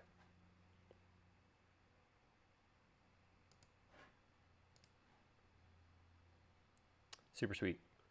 All right. There's lots of diameters there. There's a lot of diameters. All right, so we are going to use solid tools for this, so I'm going to keep that up there. So there's a couple ways that this could be gone about. I think the way that I see doing this that's going to be easiest is going to be to draw this profile and then bore these holes out afterwards. So I think that's what I'm going to do. I'm going to start with a rectangle right here and kind of put this profile together. We'll wrap that around a circle. Maybe we'll do 48 sides for this too, because this is a big circle. And then we'll come in and create this as a radial array that we'll use as solids to subtract from the main one. That's what I'm going to do. Because. So Christopher noted along the top edge of that the actual the design document you're working from, there's a little note that says, "If in doubt, ask." So maybe what we could do As is a we general could. principle, I tend to agree with that. I see a phone number here for the creator in New Zealand. Funny I don't know if enough, he's still at this number. the original page that I downloaded these from is not around anymore.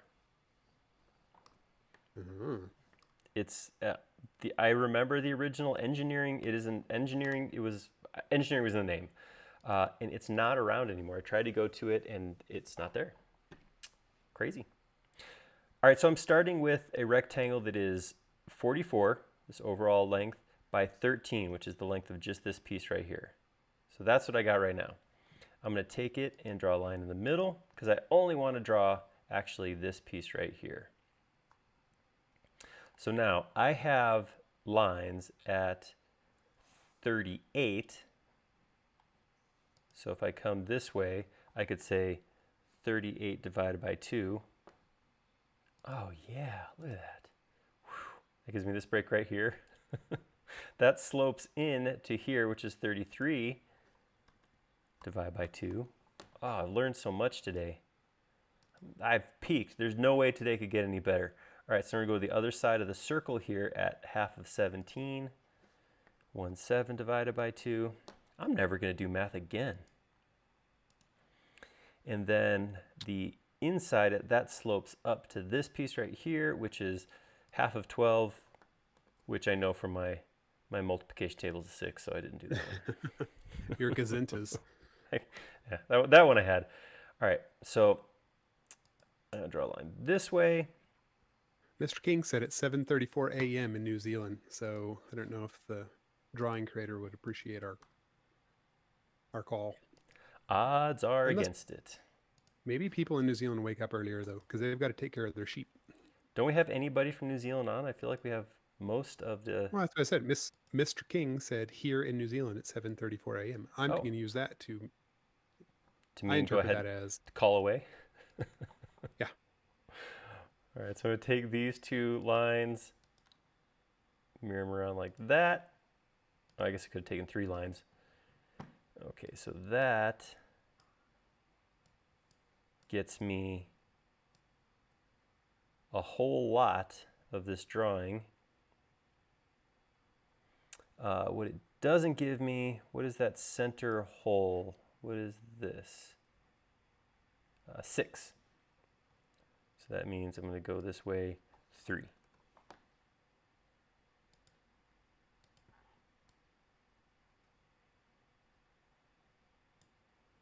All right, now this,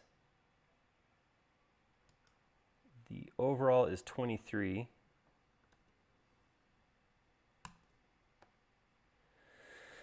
And now, so this is 3. All right, so that's all of this. I don't really get what this is. I think this is just a ring around the outside.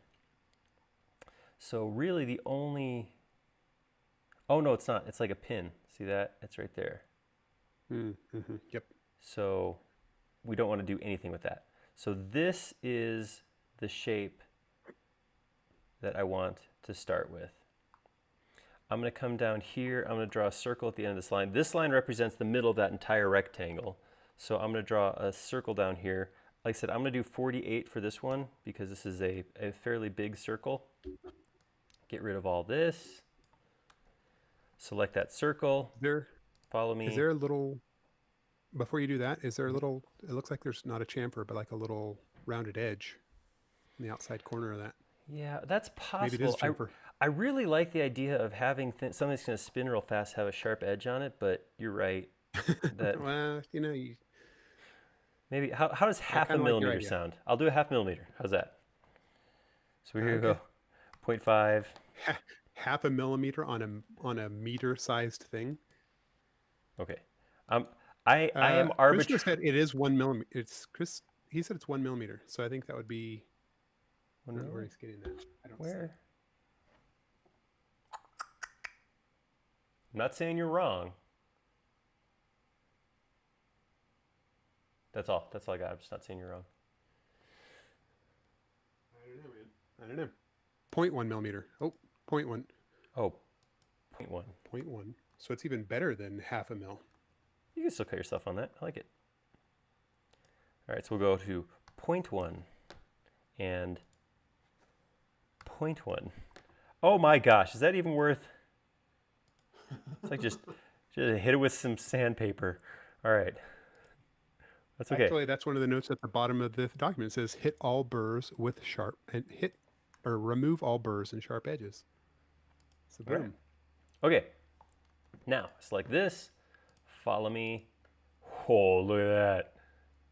One step. Thing of beauty. Okay, so I don't need this circle anymore. I'm going to grab all of this and make it a group again. Now,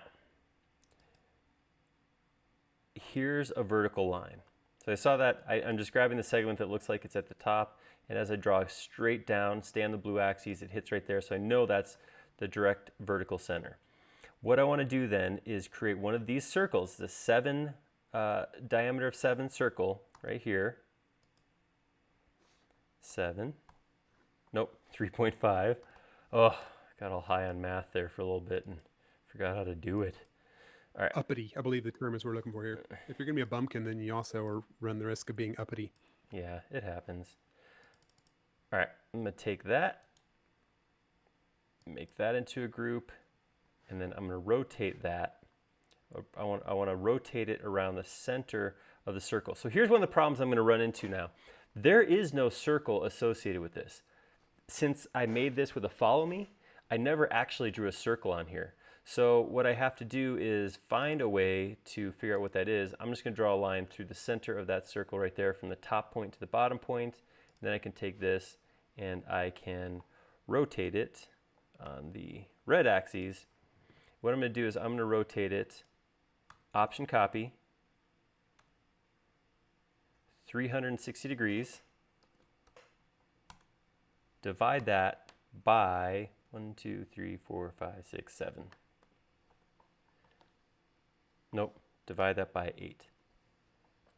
And there we get our holes there. So I could have taken 360 and divided it by 8 and found out that this was 22.5, or just known that. But by typing in rotate 360 degrees and then divide, it takes the whole circle and breaks it into segments. The one danger point is that right up here, see what I just did? There's actually 2 copies right on top. So you do have to make sure to get rid of that extra one. All right, so Okay, now... So John McPhee wanted to know why not rotate the circle into an array, then push-pull the holes. And Cody wants to know, or said you should try add center point all, or you should install it. That sounds like a good one. I've actually heard of add center point. I just never used it myself. Why did I push-pull before? I don't know. I guess it would only be better, or it would only work. This works well because you can get all your push-pulls done. If you did it the other way, you'd have to install multiple, group push-pull or push-pull faces or whatever it's called. Yeah, I think to me, it just seemed like less steps, I guess. Push-pull at once. Anyhow, I'm going to put them all in one group then, and then I'm going to subtract from this. Ooh, and that is some flywheely goodness. Chris Rosewarn uses add center point all the time. Don't you want to be like Chris? Huh? Well, I kind of do. Okay. Well, if Chris says it's good. Okay, so we were just talking about Chris yesterday and his Dune stuff. Yeah, that's gonna be pretty cool. All right, I think so the kids say dope. It's gonna be dopish, for sure. All right, so I have another weird dimension to pull because so I have that pin going through here, but that pin is 17 meters from here. So I'm going to draw a line like this, 17, then drop a line straight down to there. That's where the center of my pin goes. Now I can grab a circle, make it flat, It is a 3mm pin, so it's going to put a 1.5 circle there. At that point, I can get rid of all this geometry. And then, do they have an overall length of that pin? I don't think they do. So it's a pin that goes down to the bottom. And then let's see, let's bring it up the same on both sides, on top and bottom. Let's go up 1. And then pull it down 1. All right, now triple click, make that into a group again, and then trim that. You use Keycaster, right? What's that? Keycaster for key. You're using Keycaster to throw your keystrokes. Yes. No E. Keycaster. Right. Yep. Because Studio Article. because it's tech. tasking specifically. Yeah, tech stuff. It's more efficient that way. That's right. It's faster. Keycaster. Otherwise, you'd be saying Keycaster, and then that's why. I mean, why? And I always think it's supposed to be an A there. Keycastar. Yeah, just like cylinder. That's right. I got it. I followed you. Okay, good. Yeah, I figured you did. I was just repeating for those following along at home that might have missed the previous the callback that was contained Well done. therein. Well done. All right, so take those two pieces, make them into a new component. Call that new component flywheel.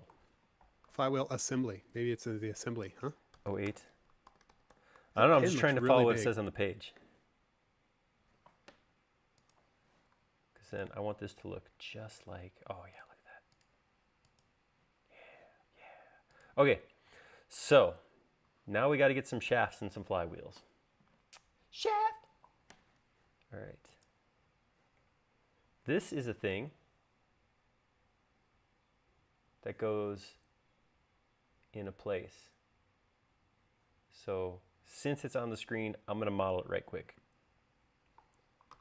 It is a circle that is 2.5, and it is 13 long.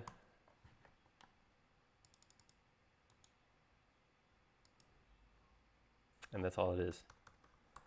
And it is part 11, and part 11 is called the crank pin. Crank pin. I think I said crank ping. Whatever, they both work. Do you follow any other live streams, or have you seen any other live streams? People that do live streams of SketchUp, like Not SketchUp, other than Alejandro. Yeah, that's the only one I could think of too. I've seen some other, when we first started working on Twitch, I did see a couple people who had streams, but the ones that I saw weren't dedicated to streaming. It's just SketchUp. They were, streams that did other things, played video games, painted, drew, whatever. So I've seen that kind of thing, but I have not seen any other ones that were dedicated to streaming just SketchUp. Okay. Yeah, and I hadn't seen it either. I just knew the Alejandro. Actually, so I have to totally sort of fanboy here, because I'm looking at who's currently watching from Twitch, and I see that Giant Monster Zero is in there. I'm presuming it's the same one that was doing the awesome comics from like 10 years ago. I just got to give a shout out to that guy if it's actually him. If so, say hey. That was some of the awesomest sketching I'd seen in a long while, and it's been a long time since I've seen it. Yeah, I'm going to go look. All right. Hopefully he will chime in. He or she. They. No, so I think I geeked out enough back then that I went to his website and confirmed he was a okay. he, so I get scared unless this is not to him. say that. Those sorts of things. Dave remembers Monster Zero too. Yeah. No, yeah, Chris was chiming in. Yeah, Chris, I got to sit in his session, Chris's. I did not. Stupid, busy working at that stupid... No, it's actually a wonderful time. I can't say anything bad about it. I'm going to start drawing this shaft while I complain about how I had to work at my favorite event ever. It is the downside to being a SketchUp employee is you get to go to one of your favorite things ever, which is of course Basecamp, and then you have to go work through most of it.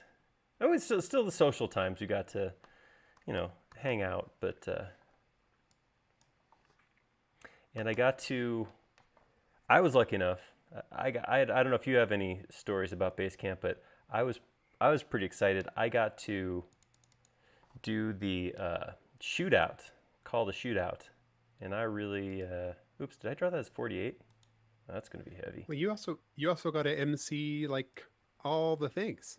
You got to be up there acting like you're sort of definitively SketchUp guy. I have some idea I have so many people so fooled. Yeah, I did MC too, but which was cool. I definitely that was a ton of fun. But like I said, the shootout's always been one of my favorite things to go see, and it's always a good time. So it was pretty fun to get to, and normally that was something that Tommy used to do. Those of you who remember Tommy would. I remember him. A very energetic I used fellow. I used to work with him. Oops. Great guy, very, very energetic, and he used to do the shootout while he was here. And I was lucky enough to, I wouldn't even say follow in his footsteps. I did it after he left, and that was pretty cool for me. That was my favorite. But here's the funny thing. It was actually a pretty crappy night because I had found out my house flooded like during the keynote.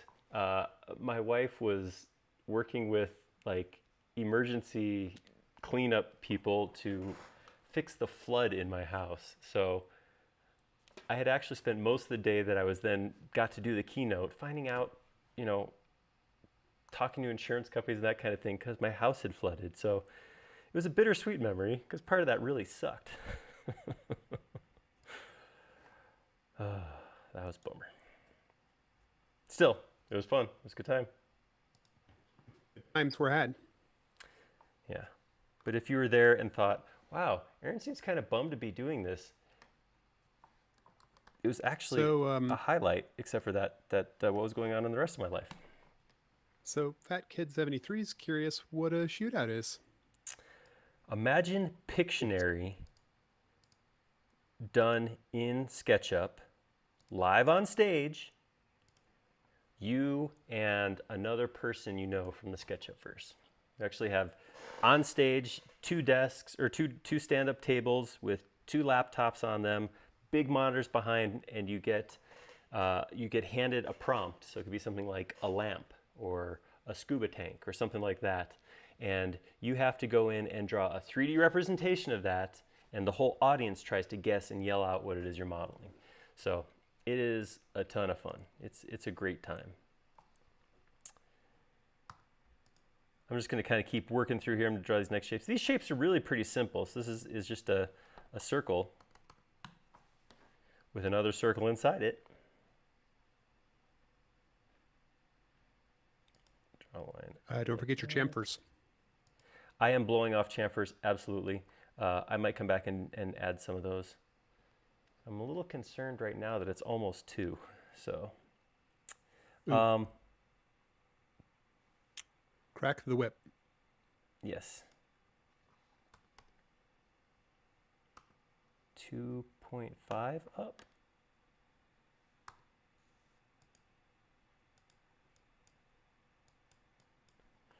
There we go. And then that is 5.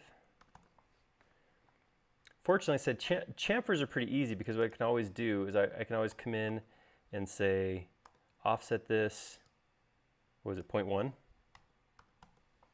And then I can select this line right here. I can move it back this way, 0.1, and I've chamfered it. Which I hear you all saying, well, if it's that easy, why aren't you just doing that? Touché. We'll move it vertically, 0.1.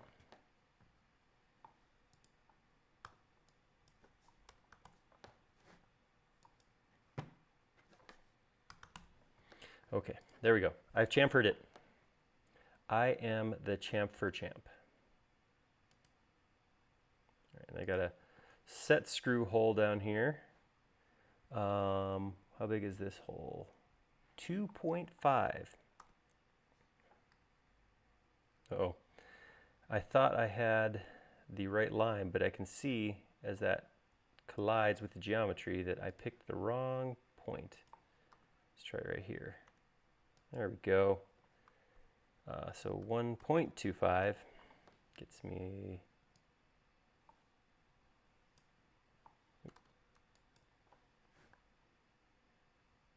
Oh, you know what? I'm not doing this in a separate group right now.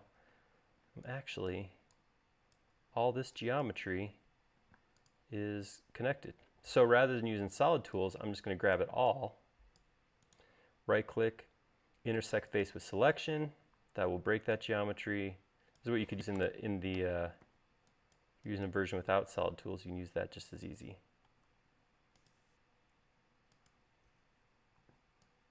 There we go.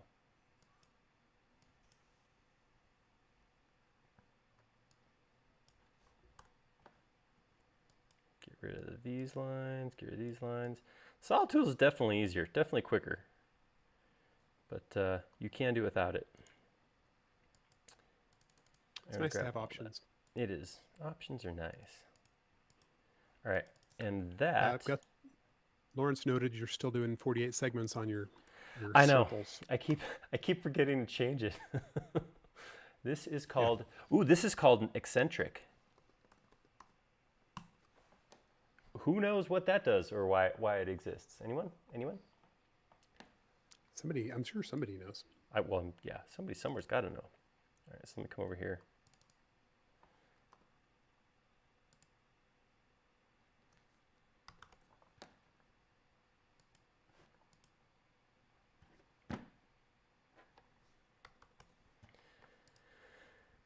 Go, and then one end of this thing I'll have to get offset too. Jim said it's a cam. I suppose that works. What's that? What's a cam? Wait, no. The eccentric is a cam? Yeah. Or a guy named Cam is eccentric. Okay. I think we're finally onto something that's a little more than just an extruded cylinder. This piece right here, 14, also known as the valve, looks simple enough, but you actually see it's got a groove, or it's got a hole inside of it that ends with a, I don't know, split cylinder at the bottom, which also has a hole in it for a pin. Whew, it's a big one. It's a big little one. So I'm gonna start with my, crap, I'm at 48 now anyhow. I'll just keep going. 3.5.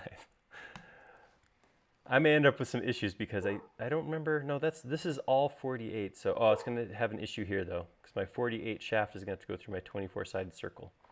It'll be just off. Everything is ruined. YouTube said it looks like a slide whistle and that he's old, which is exactly my thoughts because slide whistle. Where does he get off? Yeah, come on, man. I got to go up and find out what my dog's barking at. I'll be right back. Yeah, I noticed that. Okay, so I'm trying to figure out, it looks like this is just a circle, so I think I can just go draw a new circle down here, pull it along the axes, 2.5, and then I think it's split all the way through. So if I go to the center, come out this way, that's going to bisect the circle, and then I can go this way. Say it's 1.5, so I'll go 0.75 and draw that line back down, and same thing, come this way, 0.75 and draw that back down. I do that as 0.74. That's weird. I'll call that a typo. 0.75, and we'll draw that back down. All right, so then really what we want to do is pull these pieces. No, before I pull those pieces down, I want to get my other circle in here, which is 0.25. So if I come in here and pull this off, 2.5 divided by 2, that's the same size. Give me a different number. Give me a different number somewhere.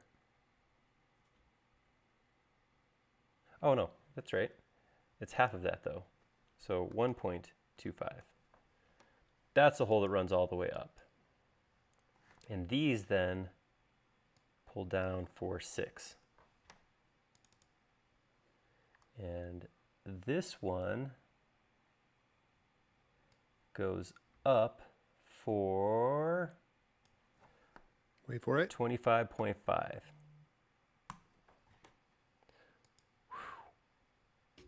It's quite the shape there. All right, so the last piece I have on here is this little channel right here that comes out the side. And I'm a little bit confused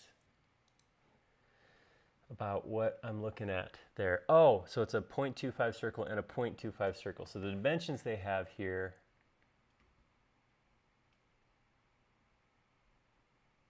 are dimensioned to where, okay, so I'm gonna need to create some guide geometry. I'm gonna clean this up first because I don't like those extra lines. All right, so I'm gonna grab all that and make it a group, because I'm going to do this with a solid that I can, I'm going to make a cutter. So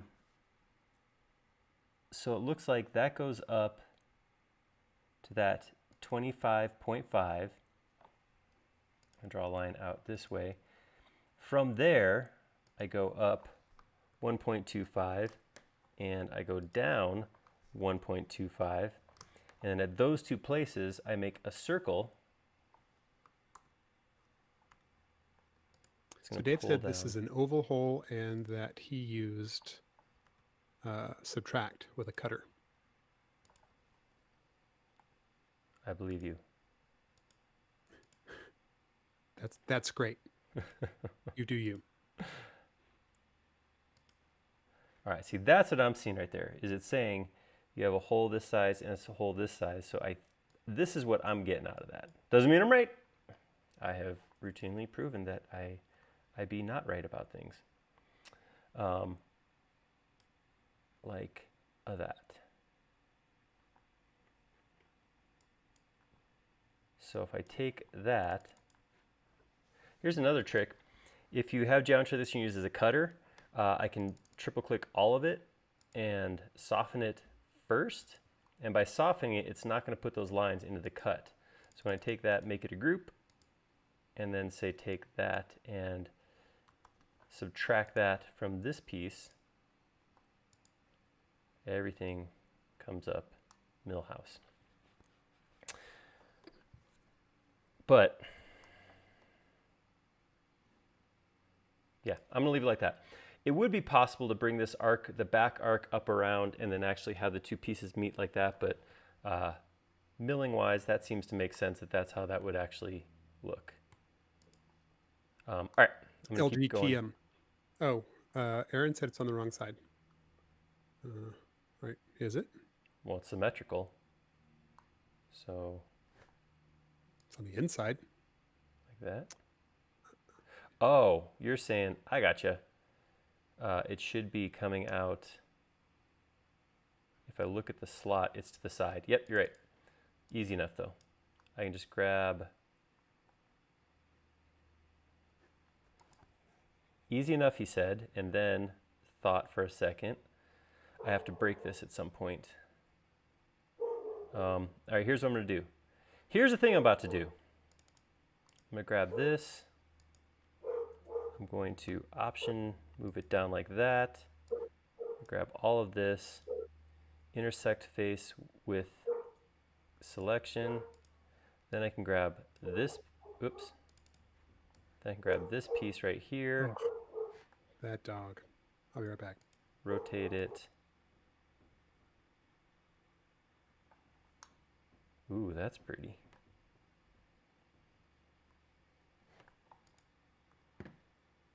Set it over here.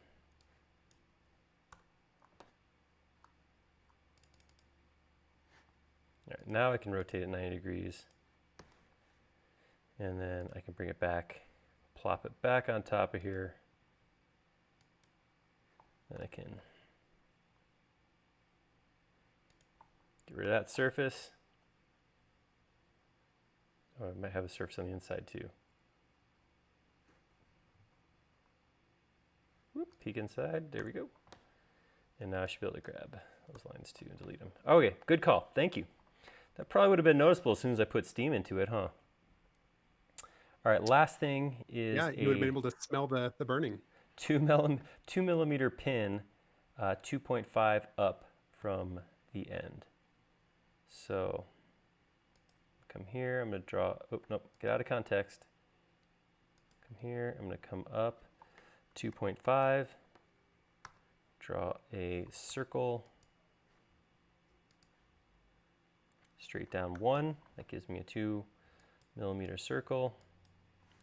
I'll push that all the way to the other side, and then I'll push it through, I don't know, yeah, 0.5. Grab that, make that a component, well, make it a group, which I can then trim from this group, and make this a component, call it my pin. Oops, no. I'm going to have to call this something different because I already got something called a pin. And I forgot what this is called. This is called my valve? Yes. Valve pin. Valve pin pin. And I'll make this a component. Valve body. And we'll grab both of them together and make that a new component called part number 14. Valve. All right. Scoot over. We got to the point where we can put any of this together yet? I guess that shaft is about there. It looks like I could take this piece right here and grab it by the top like that. I'm going to align it to the pin that holds it in place right at the top there, and then I'll grab it by one of these intersecting points and pull it straight down till it rests inside like that. All right. Ooh, look at, oh, look at that. See a little relief right there? Ooh, you know what that is? That's asking to be rendered. That is that little groove means when it renders, it's going to show a gap there. Magnifico. All right. Pretty sexy. Oh, look at that. It's nice. I don't have the piece that goes on the other end, so let's make that next.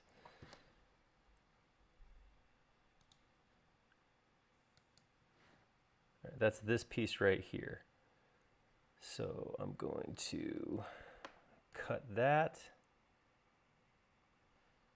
I might as well get this little plunger guy here too. And then we'll again go to styles, swap that out for my new piece. Whoop, bring it down, man. Don't be so insecure. Be loud and big like that. Okie dokie. All right, so this is weird because this is like a whole bunch of pieces that make up one teeny little chunk. But we'll do it. Let's do it. All right, so start with a circle. I tend to draw stuff on the flat too, even knowing this will end up vertical. I don't know why. I think that's just is that a practical brain thing where if you were to build something, you lay it flat? Well, you know what's kind of funny is, I mean, there's 3 planes there, and there's no such thing as flat because you're floating around in space. It just seems like it's an illusion of flatness. That's true.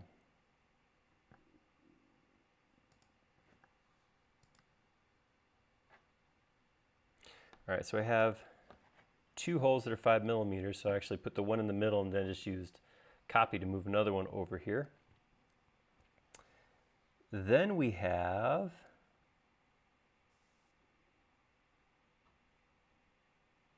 okay, so they have this. This is a profile of the second piece on the first.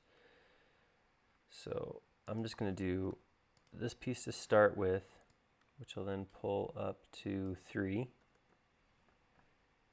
I'll do this right now.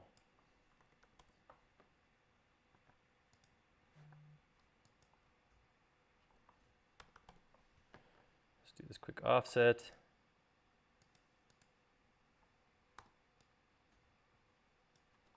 Point 1. And move that piece vertically. Point 1. There we go. Got the chamfer. Now we have a new piece right here. So I'm going to grab all of this and make it a group. I'm going to be subtracting from it again, so I'm not bothering with component yet. This next piece, I'm going to start with a circle at the same center piece here and pull up the same axes, but this is 6. No, 12. Radius of 12. So that's that inside or outside radius. And then I have an inside radius of 10. That confuses me. Where's that 10 to? Oh, that's 10 from this bottom circle. See that? So from, no, it's not the bottom circle. It's from here. So I have a circle starting right here, goes this way, 10. To create this arc right here. Now, it looks like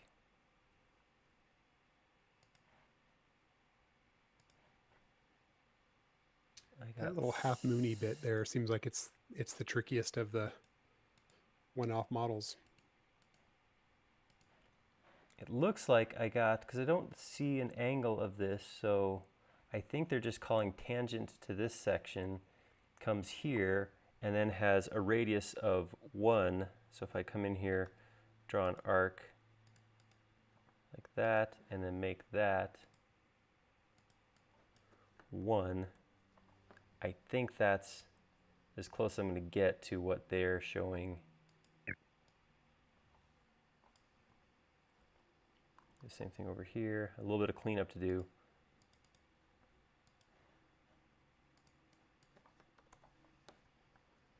Okay, now I think, whoops, gather.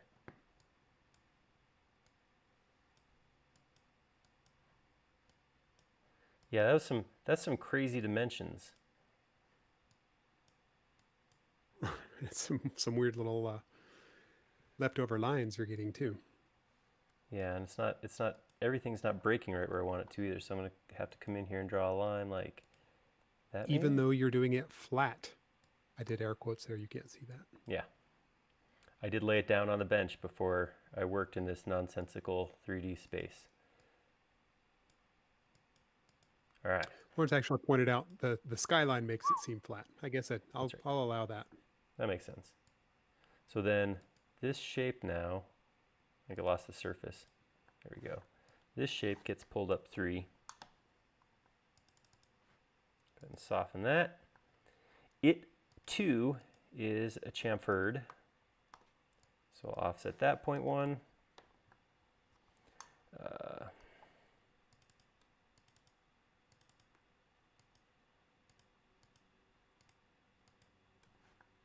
Move that down vertically, 0.1, and damn, ew, it got ugly, but it's so small. Make that into a new component. All right, and now for these pins, or these, whatever you want to call them, but these little pieces that go through here look like rivets. I'm going to switch to the bottom. I'm going to draw them from the bottom up and then put the heads on the top because the dimensions are odd. So we pull this way. I can't do it from there. I have to do it from the top. Ugh. So I'm going to come to the center of my circle. Oh, come on, man. There we go.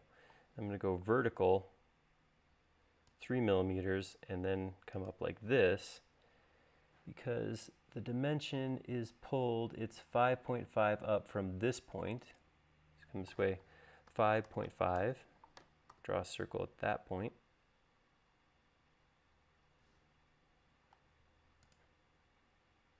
That doesn't seem right either, though, does it? No, that could be. Okay. 8.6. Then we'll do another one this way. 8.6. And then a 1 millimeter circle. 1 millimeter. And I'm talking radius. Get rid of that, get rid of that, get rid of that, get rid of that, get rid of that, and get rid of that. All right, and then that's going to pull straight down like that. It's going to pull down like that, and that's going to pull down like that. And I'm going to grab this, make it a group, make it a group, make it a group. This one I will say trim from here, and then also trim from here, and that's going to give me a hole all the way through. I'm going to do that with this one too. Trim from here and here, and get rid of that. This one, I will do the same thing. I'll say trim from here and here, but I'm not going to get rid of it. Now that I've cut the holes, I'm going to select this and select this and make it a new component. What the heck is this thing that I'm working on right here? Piece number 10, which is, of course, the crank plate. Yeah, Jim called it a counterweight. YouTube called it a fortune cookie. Turns out you're both right. No, wait, nobody's right. I like the idea of fortune cookie pins. Fortune cookies. I got a question for you. Have you guys have people found that they've been like eating out more often than they normally would with this whole stay-at-home thing? Because we don't order in or go out to eat very often, but we seem to be making excuses to do that far more often than we usually do. In the last couple of weeks, for me, we've kind of started to do so more. Like when we first went into lockdown mode, we were avoiding restaurants because we were imagining somebody coughing on it before they handed it to us. Right. But yeah, starting a couple weeks ago, I'm trying to like at least do one or two times a week maybe for lunch. I found myself this morning. I'm a big fan of eating. I like to eat. I admit that. And I'm not a fancy. I've never called myself a foodie. If you're a foodie, that's cool. Not my thing. But I found myself this morning like just being so bored of food. Like I just don't want to do it anymore. I don't. It's just. You should try eating one meal a day. You start to realize that mostly eating food is just you're just doing it to get to the next day. It stops becoming like this. I've got to eat all the things. Dave said he's clearing out his freezer. I've definitely noticed, like when I look at my refrigerator, there's a lot more empty spots. Like we're going through the food we have. There's a lot less stuff just sitting in there. We've ended up at a scorched earth situation more than once, where there's been nothing left. And we're trying to be smart about stuff. We're not trying to, being conscious of when we're buying and that kind of thing. But we've eaten it all more than once. I think we're like on week 8, right? I think it was the 13th was my first day working from home of March. So 2 solid months. It was Friday the 13th. I remember it well. That's right. It was the end of the week. All right. And this thing,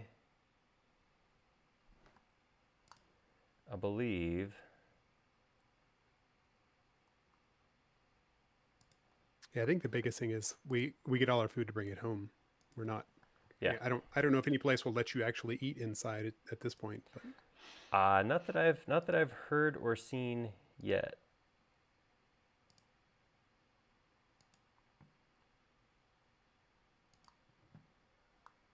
I think the biggest problem I'm having is I kind of eat the same thing over and over Mm-hmm. since I'm just having to make it myself.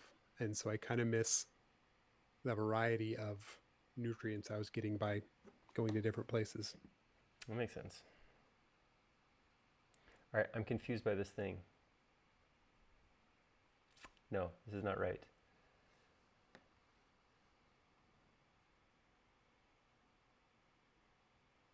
All right, so I have.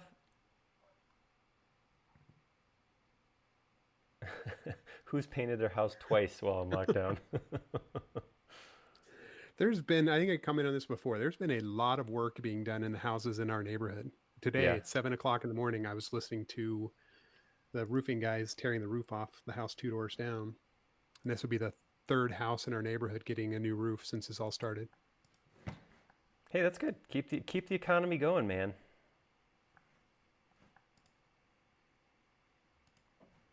All right, so I think this is how this thing goes together.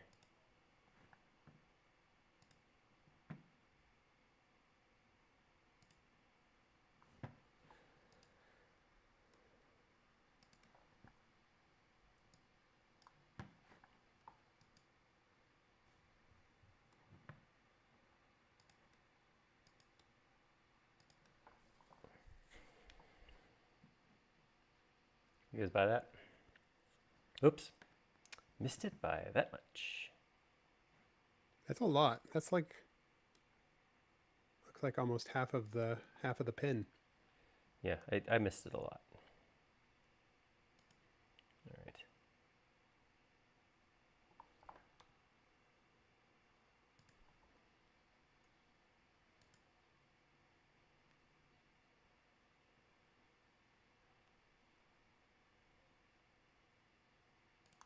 There we go. Now it's lined up. Dave said, check the timing diagram on the second page. Yeah. Timing diagram. This is this needs to be rotated 75 degrees from this.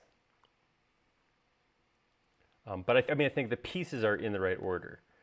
So I have to take this, and if I was to draw a line like this, straight down, and then take that and rotate it 75 degrees, that right there, and take this and rotate it from straight up to, oh boy, oh, hold on, start over. Let's try that again. Easy. This should go to that.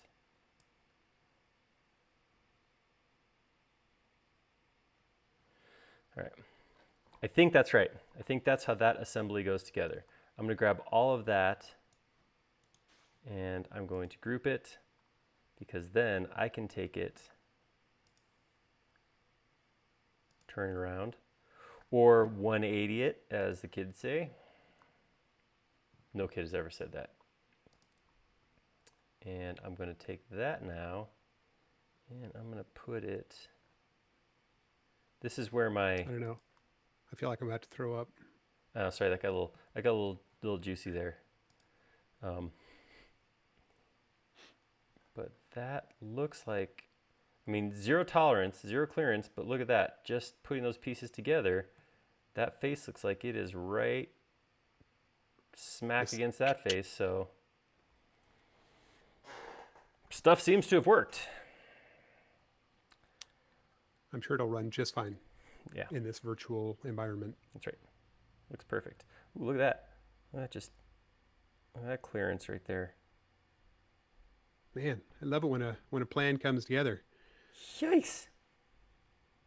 That's why there's a chamfer, because that chamfer is going to be, if there wasn't a chamfer, it would be Just- hitting the edge. It would be a saw, not an engine. That's right. Yeah. All right, while I'm here, I'm going to model this little guy right here. He's a pretty simple circle, 6, which then gets pulled up 8. And on the underside has a circle. Oh, I whistled and covered myself up. All right, of 4. And this is split also, but I don't have a hole going through it, so I'm just gonna come straight across like this. Again, come up 0.75, across like that. I'll go this way on the green axis, 1.5. Bring it back up here. I can erase all this, erase all this, pull that down 6. Double click to pull that down 6, group it, and then I have a 2mm pin right here up 2.5. So I'll just put a circle right here, 1, there we go, pull that through to the opposite side. And then I think I pulled them out 0.5 on the other one, so let's do the same 0.5. Double click, triple click, make group, trim that group from this group, and now I can just make component. What is this little guy called? This is number 16, which could be referred to as a piston. So we'll call this a piston pin. Dave said it's a wrist pin. I don't know if Dave's making that up, though. I don't know. I'm making stuff up, so I know one of us doesn't know what we're talking about. Okay, okay.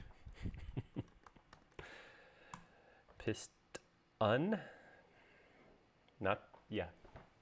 Okay. Yeah, I think it's an A. Piston. That's my piston. All right. That. So this is going to end up going.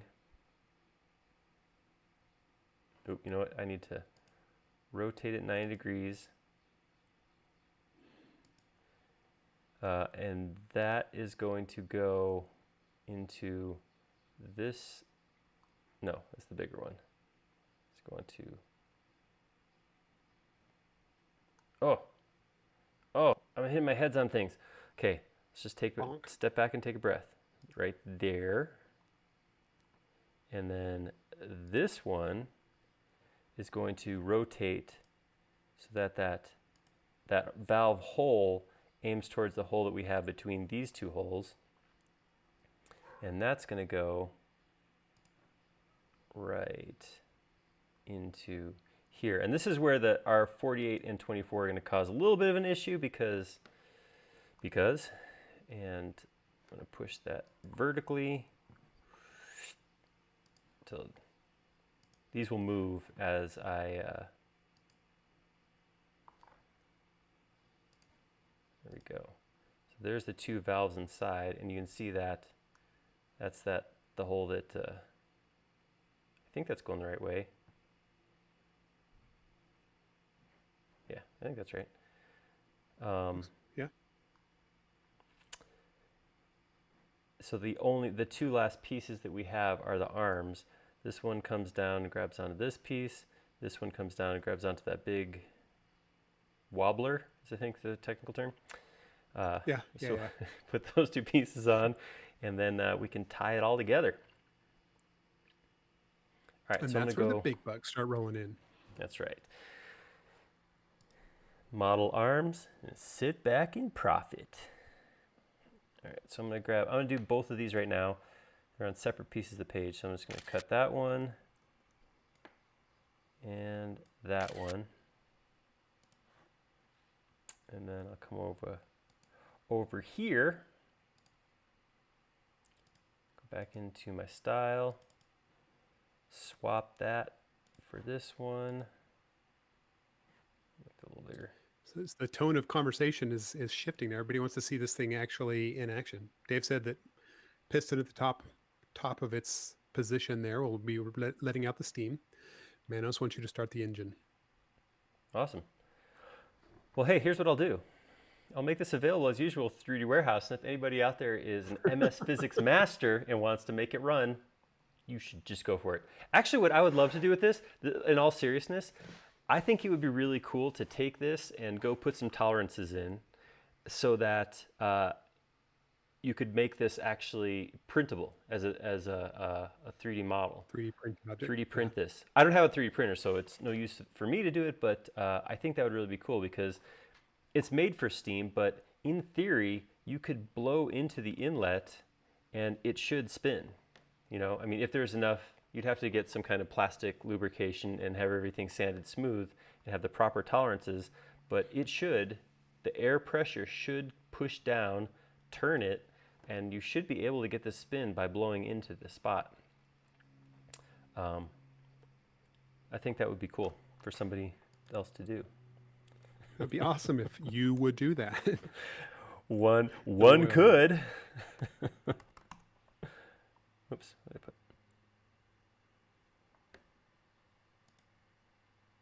I think yeah, put that in the wrong size. All right, so this is the ring down here at the bottom. And I think what I'm gonna do is I'm just gonna draw this 40. That's to my next circle, where I have a circle of 1 and another circle of 2.5. And then what happens is that comes straight down like this. So I'm just drawing this whole thing in 2D profile. I know there's going to be several different depths to the final geometry, but then I can take that, get rid of that. I'm going to not... Are we still doing 48 segment circles? I am. I've stuck with it at this point. So that's because SketchUp is all about precision. Big stupid liar. So actually, the only pieces that ended up with 48 were or 24 was this assembly, and then my holes in here. Everything else ended up as 48. So it would be not too hard to fix that. This is 1.5. When was the last time you saved? Now. Yesterday? Yeah, probably. I probably saved yesterday. All right, so I'm going to... I've never done this before. Let me see if I can do this. Can I pull this line?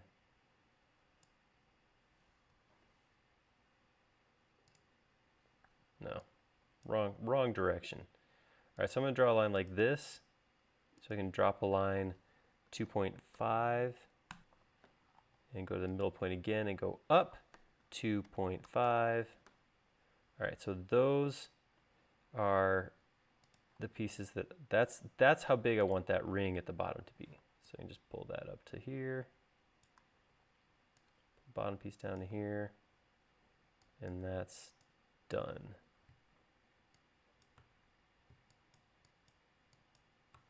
All right, so I can grab that, I'll soften and smooth it again,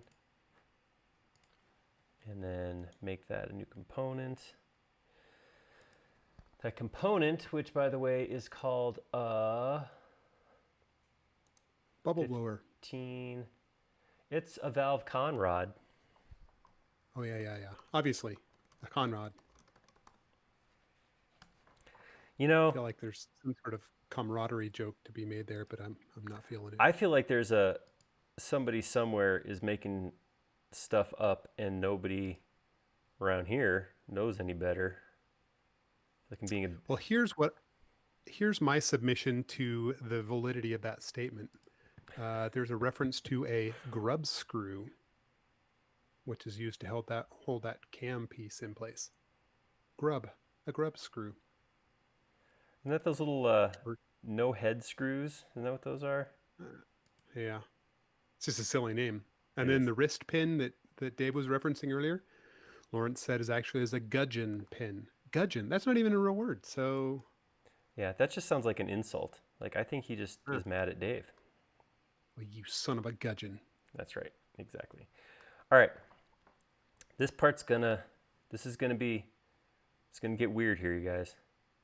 All right. So By the way, we might have to hold him to this, but Fat Kid 73 said once it's in the 3D warehouse, he'll try 3D printing it.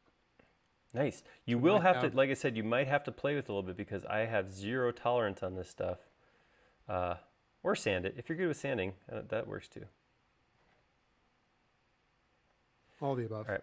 So I'm Or going if to do you've just got a something. really good lubrication. I'm going to come in here, find the center point, and run a line out like this. Run it way long. This piece needs to get rotated. So I'm going to rotate it along this. And I want to rotate it so that the center of this circle is vertically right below the center of this pin. Once I do that, now I can grab this pin and I can move it so that the center of this pin, again, stay on the vertical axes, lines up with the center of this circle. Come on. However,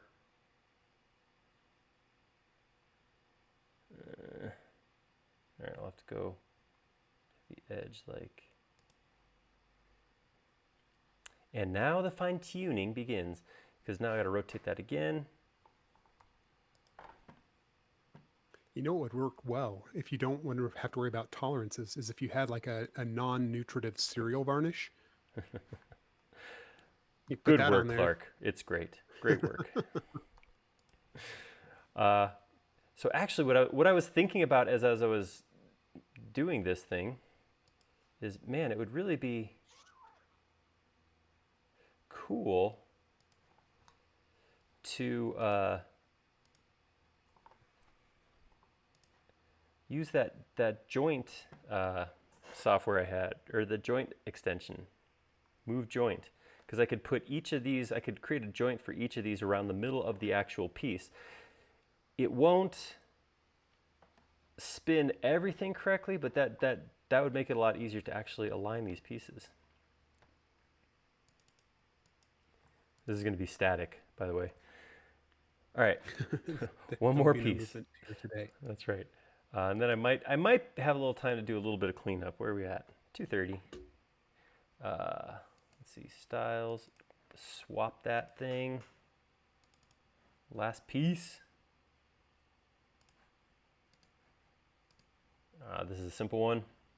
So draw a circle on the ground right here of 2.5. And then we got another one at 3. And then a line that is 51 long. And then we'll have a circle of 1 and a separate circle of 2.5. And then what happens here, I'll delete some stuff.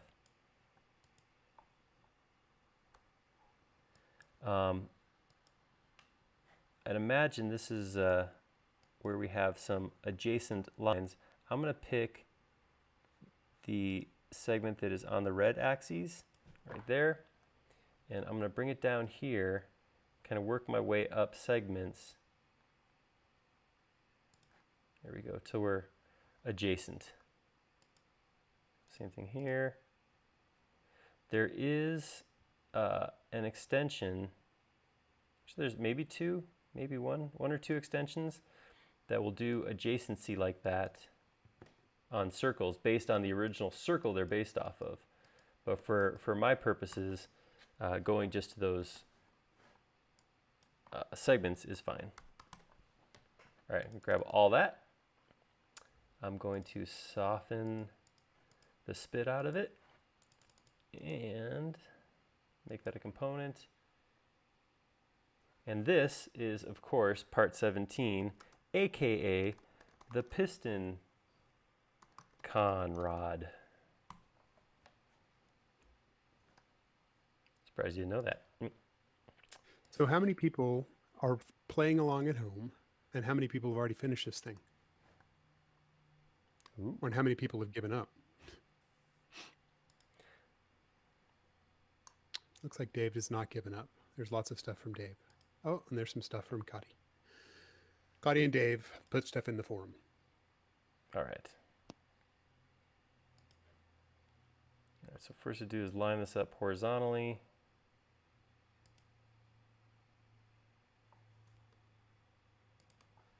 There you go. Again, no tolerance. Oh, hey, and that one will be lined up perfectly. Done. Okay. So that's it. That's all the pieces modeled and in place. Maybe I'll throw a couple screws on here real quick. I say, screw it together. Screw it together. All right, so first I'll do a wood screw, which I thought was interesting that they had a round Phillips head wood screw, but you know, that's cool. All right, so we go this way. Start by running that down, say 15 or so, because that's what it says. And then I'm going to come in here and do something like that.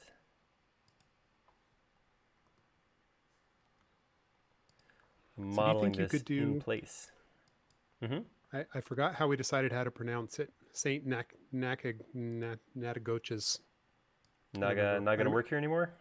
He told us. Anyway, he's wondering if there's any. Is there any part of this you think that you could do as a DC? Like a la door style, I guess. His question actually is, can you make a DC for almost 3 or 4 movements and interact with the model? Oh, right. Well, here's the thing about that.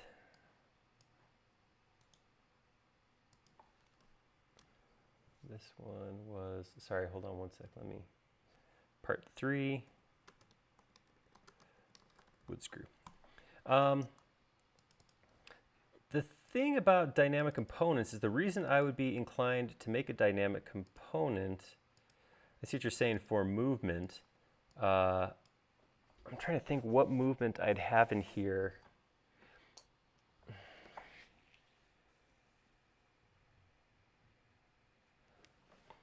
Maybe, because you could have, on click, you could have one piece turn.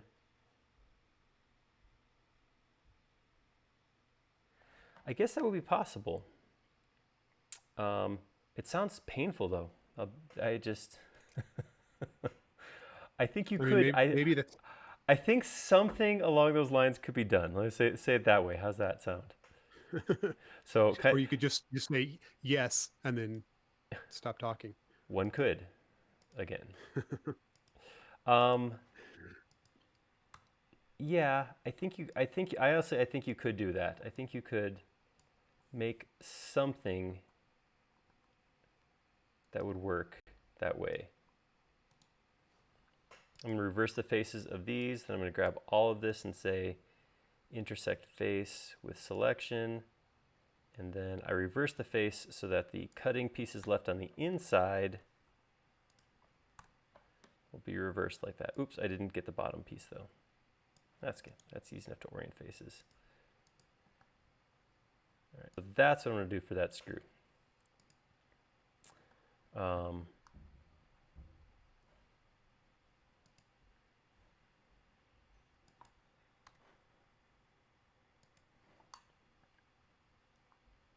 Grab both of these.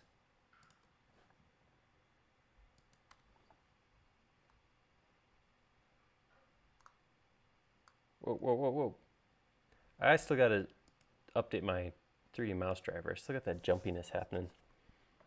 You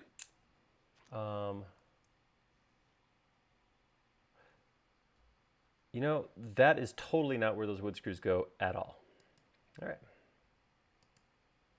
Yeah, no, the wood screws are for the plate.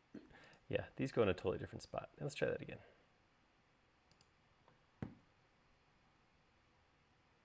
which means I made them also very much the wrong size. Wah, wah. That's what Yeah. you get for just sort of spitballing. I thought I was doing. God, that's got to be I thought it was embarrassing for good. you. It hurts.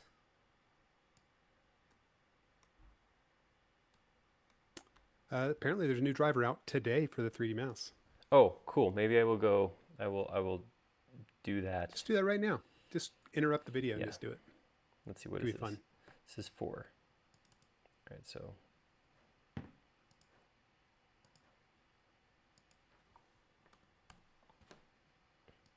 upsized.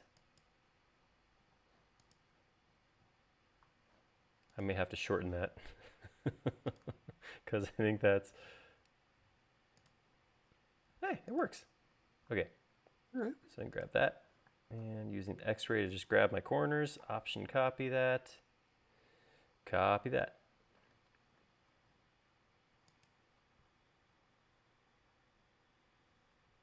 And we'll grab it by that corner.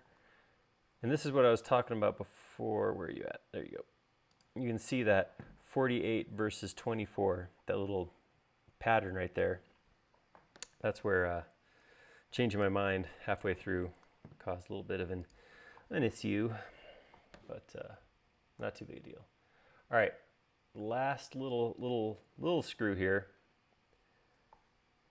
I'll just make this 24 to match the circle it goes into. Dave's leaving. See you, Dave. Thanks for coming by, Dave.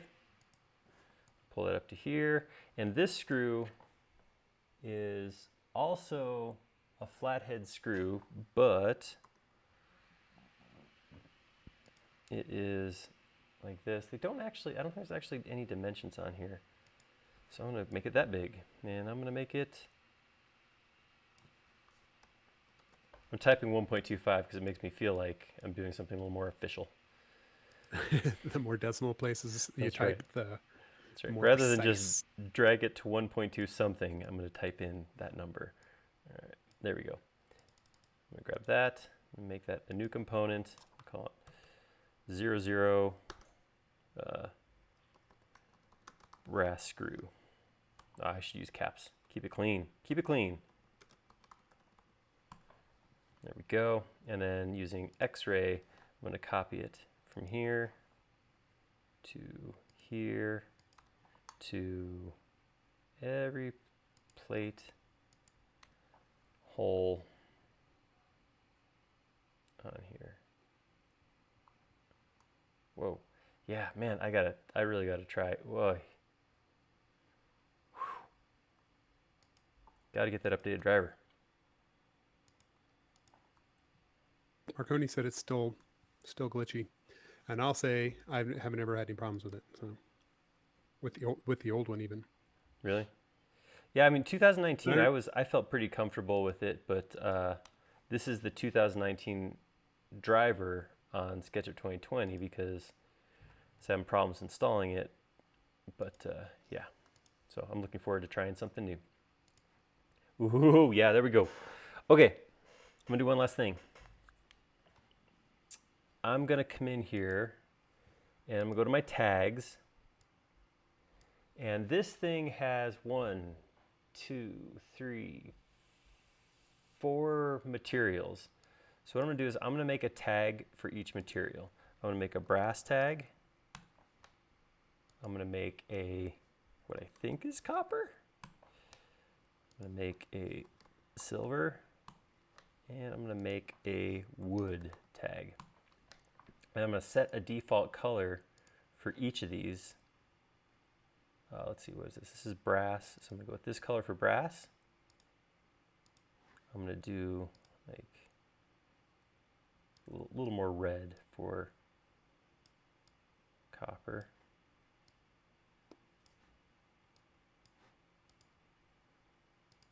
Silver, I'll just use a nice light gray. And then wood, I'll start with that color and just go a little browner. We'll go for like a nice pale wood maybe. Okay. And now I'm going to take these groups or components and just start assigning them to different layers. When I assign them to a different layer, then I'm going to turn on color by tag, and I'll get to see these pieces show up in their different layers. So this one right here has two pieces. This piece is made of copper. This piece right here, the little valve, is made of brass. These two pieces and this piece are all silver. Or, well, I mean, they're not actually silver, but they're silver colored. I'll make these three wood screws silver as well. I guess I could call that, I don't know, steel or something like that. Let's see, our shaft here, I have to come in here, this piece, and probably that pin, but in this context, oh, these three pieces are all silver. If I come in context here, these three pins should be silver. These two pieces right here are brass. Come in here, the big wheel is brass, and then I'm assuming this pin is probably silver, something like that. A couple more pieces here. Wow. These guys are all brass in the drawing. Make them brass. These guys, brass. This and this are brass. This and this look like they're copper. And actually, if I was going to go just a little more accurate, I'd probably make that little guy silver. And make that little guy silver as well. All right, oops, missed a pin. All right. And that will wrap that model up. Boom. Whew, that's good. That was fun.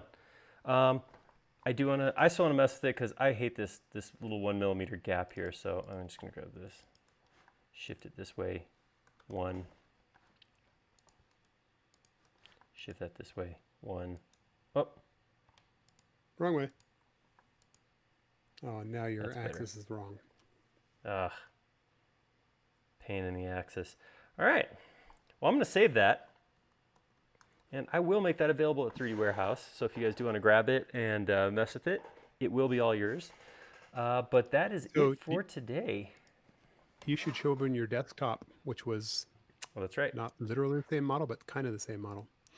Yeah, it was pretty close. I don't remember some of those dimensions being incorrect, but it's possible.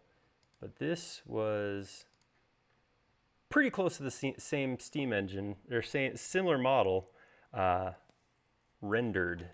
So Oh, pretty cool. So like, oh no, never mind. What am I looking at there? So yeah, I could put a wood texture on there. I just colored by layer instead of actually coloring the materials, because I didn't have time to go through and paint them all. Awesome. Well, hey, Looks that's a pretty wrap. good to me. Stick a fork in it. That's right. She's done. All right. Well, thank you guys very much. Thanks for hanging out with us. Hopefully, if you weren't able to follow, I know stuff started to get a little quick there. That was an ambitious model to do, so model along. But this model should be up in perpetuity on both Facebook and YouTube. So if you do want to come back in and pause and model, that sort of thing, ask questions on the forum thread, we can help you out with it, and hopefully you learned something. But I think that is going to be it for today. So thank you very much for hanging out with us. Come back Friday. You guys wore me down. We're going to be doing some human analog modeling inside of SketchUp on Friday. So low poly people is what I'm calling it. So back Friday, and we will do that. So that's all I got for now, though. Oh, wait, one question. What did you use to render that other one? Do you remember? I think it was Thea. Okay. Because that was what I had. It's good. That works. All right, cool. Well, thank you guys very much. Hopefully we'll see you Friday. If not, have a good weekend. And if so, that's awesome. But stay safe, stay sane, and we will talk to you guys later. Thank you. See you guys next time.